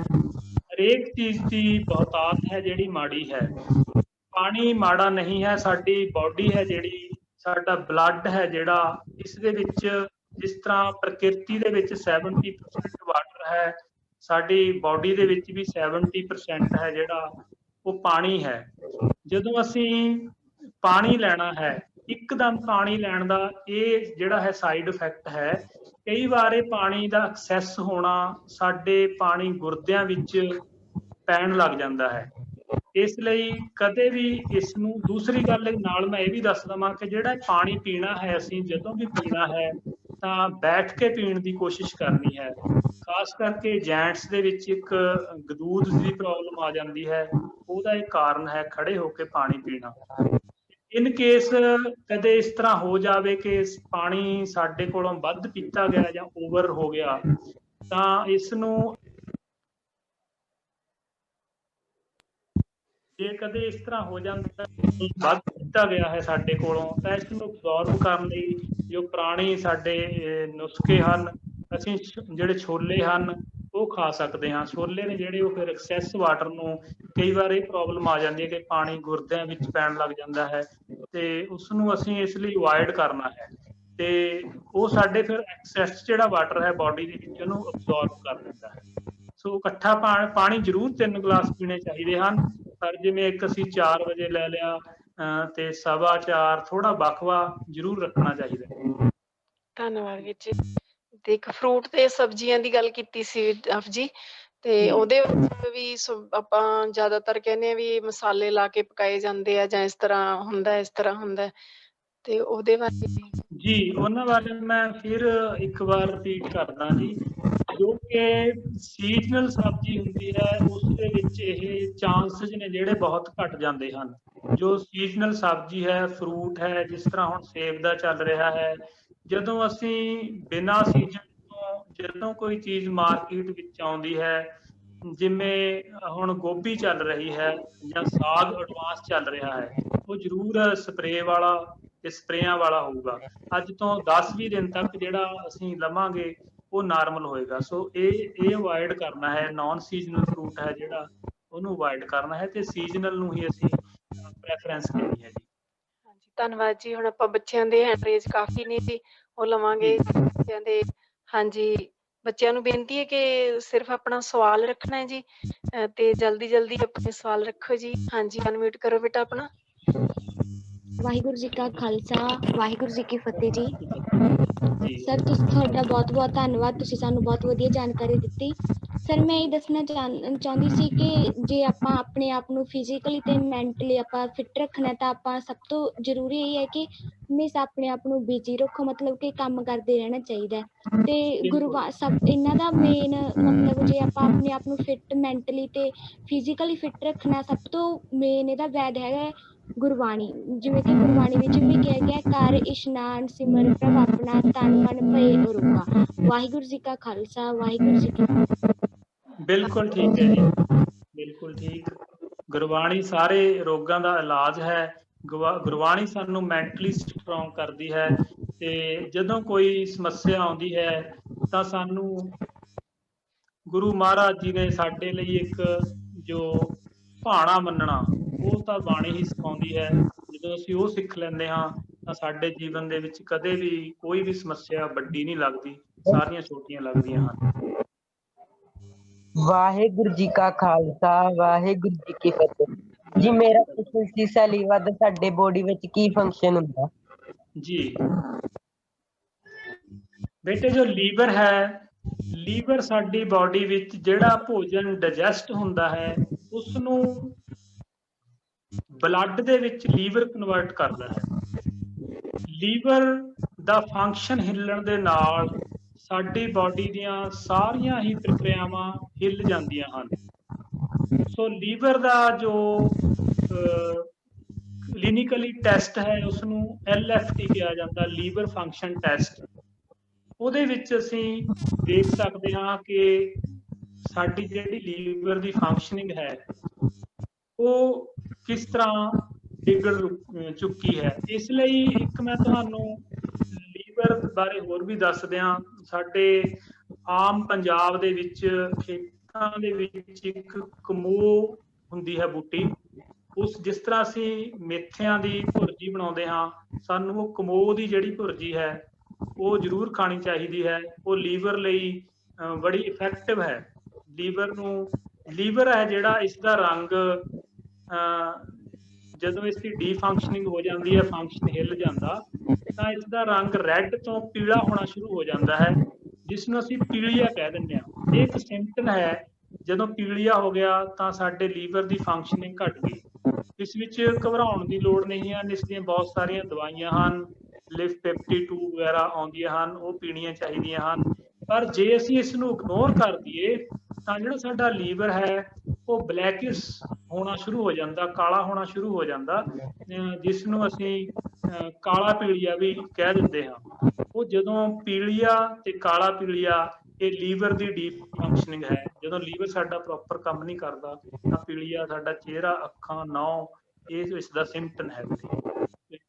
Liver ਦਾ ਵੀ ਹਰੇਕ ਪਾਰਟ ਜਿਹੜਾ, ਐਵਰੀ ਪਾਰਟ ਇਜ਼ ਇੰਪੋਰਟੈਂਟ ਜੀ। ਵਾਹਿਗੁਰੂ ਜੀ ਕਾ ਖਾਲਸਾ, ਵਾਹਿਗੁਰੂ ਜੀ ਕੀ ਫਤਿਹ। ਵਾਹਿਗੁਰੂ ਜੀ ਕੀ ਫਤਿਹ। ਬੋਲੋ ਸਰ। ਵਾਹਿਗੁਰੂ ਜੀ ਕਾ ਖਾਲਸਾ, ਵਾਹਿਗੁਰੂ ਜੀ ਕੀ ਫਤਿਹ ਬੇਟੇ। ਬੋਲੋ ਜੀ। ਮੈਮ ਆਵਾਜ਼ ਆ ਰਹੀ ਹੈ ਜੀ? ਜੀ ਆ ਰਹੀ ਹੈ, ਬੋਲੋ। ਸਰ ਮੈਂ ਨਾ ਇੱਕ ਕੁਐਸਚਨ ਪੁੱਛਣਾ ਸੀ, ਜਿਹੜਾ ਮਾਨਸਿਕ ਰੋਗ ਤੇ ਫਿਜ਼ੀਕਲੀ ਫਿੱਟ ਨੇ ਉਹਨਾਂ ਨੂੰ ਕੀ ਕਹਿੰਦੇ ਨੇ? ਤੇ ਸਰ ਇੱਕ ਜਿਨ੍ਹਾਂ ਨੂੰ ਮਤਲਬ ਭੁੱਖ ਨਹੀਂ ਲੱਗਦੀ, ਉਹ ਕਿਉਂ ਨਹੀਂ ਲੱਗਦੀ? ਇਹਦੇ ਵਿੱਚ ਦੋ ਚੀਜ਼ਾਂ ਪੁੱਛਣੀਆਂ ਸੀ ਜੀ। ਭੁੱਖ ਨਾ ਲੱਗਣ ਦੇ 2-3 ਕਾਰਨ ਹਨ ਬੇਟੇ। ਇੱਕ ਤਾਂ ਸਾਡਾ ਜਿਹੜਾ ਡਾਈਜੈਸਟਿਵ ਸਿਸਟਮ ਹੈ ਉਹ ਖਰਾਬ ਹੋ ਚੁੱਕਿਆ ਹੈ। ਡਾਈਜੈਸਟਿਵ ਸਿਸਟਮ ਉਦੋਂ ਖਰਾਬ ਹੁੰਦਾ ਜਦੋਂ ਸਾਡੀ ਬਾਡੀ ਦੇ ਵਿੱਚ ਜਿਹੜਾ ਐਸਿਡ ਹੈ ਉਹ ਵੱਧ ਜਾਂਦਾ ਹੈ। ਉਸ ਨੂੰ ਕੰਟਰੋਲ ਕਰਨ ਲਈ ਤਾਂ ਇਹ ਜਿਹੜਾ ਭੁੱਖ ਨਾ ਲੱਗਣਾ ਹੈ, ਇਸ ਦਾ ਕਾਰਨ ਲੀਵਰ ਡਿਫੈਕਟ ਵੀ ਹੋ ਜਾਂਦਾ। ਜਿਸ ਤਰ੍ਹਾਂ ਮੈਂ ਕਹਿੰਦਾ ਹਾਂ, ਇਹ ਇੱਕ ਪੀਲੀਆ ਹੋਣ ਦਾ ਸਿੰਪਟਮ ਵੀ ਹੈ, ਭੁੱਖ ਨਾ ਲੱਗਣ ਦਾ। ਸੋ ਸਾਨੂੰ ਆਪਣੇ ਜਿਹੜੇ ਲੀਵਰ ਦੇ ਫੰਕਸ਼ਨ ਹਨ ਉਹ ਜ਼ਰੂਰ ਚੈੱਕ ਕਰਾ ਲੈਣੇ ਚਾਹੀਦੇ ਹਨ। ਤੇ ਦੂਸਰਾ, ਤੁਹਾਡੀਆਂ ਹੁਣ ਈਟਿੰਗ ਹੈਬਿਟਸ ਕੀ ਹਨ? ਤੁਸੀਂ ਜ਼ਿਆਦਾ ਫਾਸਟ ਫੂਡ ਤਾਂ ਨਹੀਂ ਲੈਂਦੇ, ਜਾਂ ਇਸ ਤਰ੍ਹਾਂ ਦਾ ਖਾਣ ਦੇ ਨਾਲ ਹੈ ਜਿਹੜੀ ਸਾਡੀ ਭੁੱਖ ਘਟ ਜਾਂਦੀ ਹੈ। ਤੇ ਇੱਕ ਸਾਡਾ ਜੋ ਧੁੰਨੀ ਦੇ ਨੀਚੇ ਮਸਲ ਹੈ, ਜੋ ਕਿ ਛੋਟੀਆਂ ਅੰਤੜੀ ਦੇ ਵਿੱਚ ਭੋਜਨ ਦੀ ਮੂਵਮੈਂਟ ਵਿੱਚ ਕੰਮ ਕਰਦਾ, ਜਿਸ ਨੂੰ ਅਸੀਂ ਪੰਜਾਬੀ ਦੇ ਵਿੱਚ ਧਰ ਵੀ ਕਹਿ ਦਿੰਦੇ ਹਾਂ। ਕਈ ਵਾਰ ਉਸ ਦੀ ਫੰਕਸ਼ਨਿੰਗ ਵੀ ਹਿੱਲ ਜਾਂਦੀ ਹੈ। ਤੇ ਉਸ ਦਾ ਇੱਕ ਦੋ ਮੈਥਡ ਹਨ, ਉਹ ਵੀ ਚੈੱਕ ਹੋਣੀ ਚਾਹੀਦੀ ਹੈ, ਤੇ ਨਾਲ ਜਿਹੜਾ ਲੀਵਰ ਦਾ ਹੈ ਫੰਕਸ਼ਨਿੰਗ, ਉਹ ਵੀ ਦੋਨਾਂ ਦੇ ਵਿੱਚੋਂ ਇੱਕ ਕਾਰਨ ਹੋ ਸਕਦਾ ਹੈ।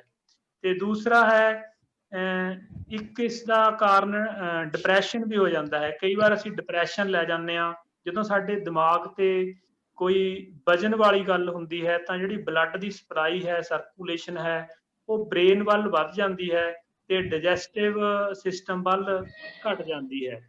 ਇਹ ਖਾਣ ਤੋਂ ਬਾਅਦ ਵੀ ਪ੍ਰੋਬਲਮ ਆਉਂਦੀ ਹੈ। ਕਈ ਜਦੋਂ ਅਸੀਂ ਖਾਂਦੇ ਹਾਂ ਤਾਂ ਉਸ ਟਾਈਮ ਜਿਹੜੀ ਸਪਲਾਈ ਹੈ ਉਹ ਡਾਈਜੈਸਟਿਵ ਸਿਸਟਮ ਵੱਲ ਨੂੰ ਵੱਧ ਜਾਂਦੀ ਹੈ ਤੇ ਬ੍ਰੇਨ ਵੱਲ ਨੂੰ ਘਟ ਜਾਂਦੀ ਹੈ, ਤੇ ਸਾਨੂੰ ਨੀਂਦ ਆਉਂਦੀ ਹੈ। ਇਹ ਕਾਰਨ ਹੈ ਭੋਜਨ ਖਾ ਕੇ ਨੀਂਦ ਆਉਣ ਦਾ। ਇਸ ਤੋਂ ਉਲਟ ਜਦੋਂ ਅਸੀਂ ਟੈਨਸ਼ਨ ਲੈਂਦੇ ਹਾਂ, ਡਿਪਰੈਸ਼ਨ ਲੈਂਦੇ ਹਾਂ, ਤਾਂ ਬਲੱਡ ਦੀ ਸਪਲਾਈ ਹੈ ਜਿਹੜੀ ਉਹ ਬ੍ਰੇਨ ਵੱਲ ਵੱਧ ਜਾਂਦੀ ਆ ਤੇ ਡਾਈਜੈਸਟਿਵ ਸਿਸਟਮ ਆ ਸਾਡਾ ਜਿਹੜਾ ਖਰਾਬ ਹੋ ਜਾਂਦਾ ਹੈ। ਚਿੰਤਾ ਜਿਹੜੀ ਹੈ, ਚਿੰਤਾ ਵੀ ਨਹੀਂ ਕਰਨੀ ਚਾਹੀਦੀ।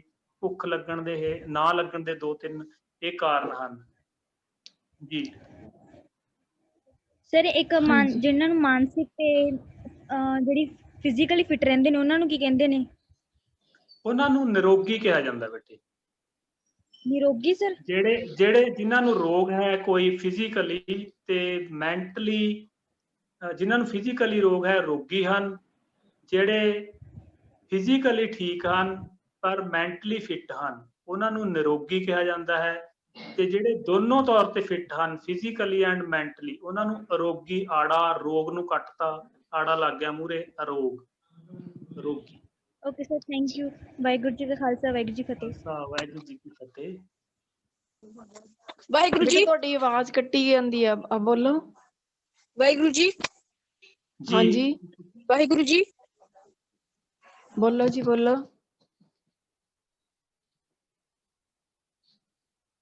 ਵਾਹਿਗੁਰੂ ਜੀ ਬੋਲੋ। ਸ਼ਾਮ ਦੇ ਭੋਜਨ ਬਾਰੇ ਜੀ ਬੇਟਾ ਗੱਲ ਕੁਝ ਪੁੱਛ ਰਿਹਾ। ਸ਼ਾਮ ਦਾ ਭੋਜਨ ਬੇਟੇ, ਜਿਸ ਤਰ੍ਹਾਂ ਮੈਂ ਦੱਸਿਆ, ਸੌਣ ਤੋਂ 1 ਘੰਟਾ ਪਹਿਲਾਂ ਤੇ ਭੋਜਨ ਕਰਨ ਤੋਂ ਬਾਅਦ ਥੋੜਾ ਜ਼ਰੂਰ ਘੁੰਮਣਾ ਚਾਹੀਦਾ। 500 ਕਦਮ, 600 ਕਦਮ ਜ਼ਰੂਰ, ਇੱਕਦਮ ਨਹੀਂ ਸਾਨੂੰ ਪੈਣਾ ਚਾਹੀਦਾ। ਭੋਜਨ ਹੈ ਜਿਹੜਾ ਸ਼ਾਮ ਦਾ, ਸੌਣ ਤੋਂ 40 ਮਿੰਟ ਜਾਂ 1 ਘੰਟਾ ਪਹਿਲਾਂ ਹੋ ਜਾਣਾ ਚਾਹੀਦਾ ਹੈ ਜੀ। ਹਾਂਜੀ, ਵੀਰ ਬਲਜਿੰਦਰ ਸਿੰਘ ਜੀ ਜੇ ਜੁੜੇ ਆ ਤੇ ਆਪਣਾ ਸਵਾਲ ਰੱਖ ਸਕਦੇ ਜੀ। ਨਹੀਂ ਵੀਰ ਜੀਆਂ ਨੂੰ ਚੈਟ ਬਾਕਸ ਦੇ ਵਿੱਚ ਲਿਖ ਦੇਣਗੇ, ਪੁੱਛਿਆ ਜਾਵੇਗਾ। ਸ਼ਾਇਦ ਜੁੜੇ ਨਹੀਂ ਹੈਗੇ।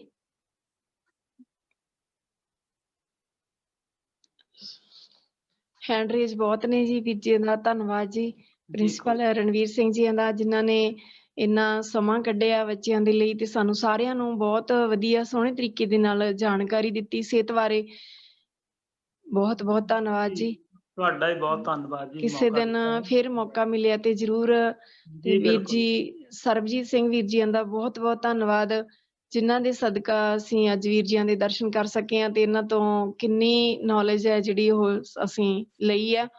ਸੋ ਸਾਰਿਆਂ ਦਾ ਬਹੁਤ ਬਹੁਤ ਧੰਨਵਾਦ ਜੀ। ਜਿਹੜੇ ਬੱਚੇ ਜਾਪ ਦੀ ਸੇਵਾ, ਕੀਰਤਨ ਦੀ ਸੇਵਾ ਤੇ ਆਪਣੀ ਫੀਡਬੈਕ ਭੇਜਣਾ ਚਾਹੁੰਦੇ ਆ, ਉਹ ਨੰਬਰ ਨੋਟ ਕਰਨ ਜੀ। ਪਹਿਲਾਂ ਸ਼ੁਰੂ ਦੇ ਵਿੱਚ ਵੀ ਸਕਰੀਨ ਸ਼ੇਅਰ ਕੀਤੀ ਜਾਂਦੀ ਹੈ ਤੇ ਹੁਣ ਵੀ ਕੀਤੀ ਜਾਵੇਗੀ ਜਿੰਨੀ ਦੇਰ ਤੁਹਾਡੀ ਅਟੈਂਡੈਂਸ ਲੱਗਦੀ ਆ।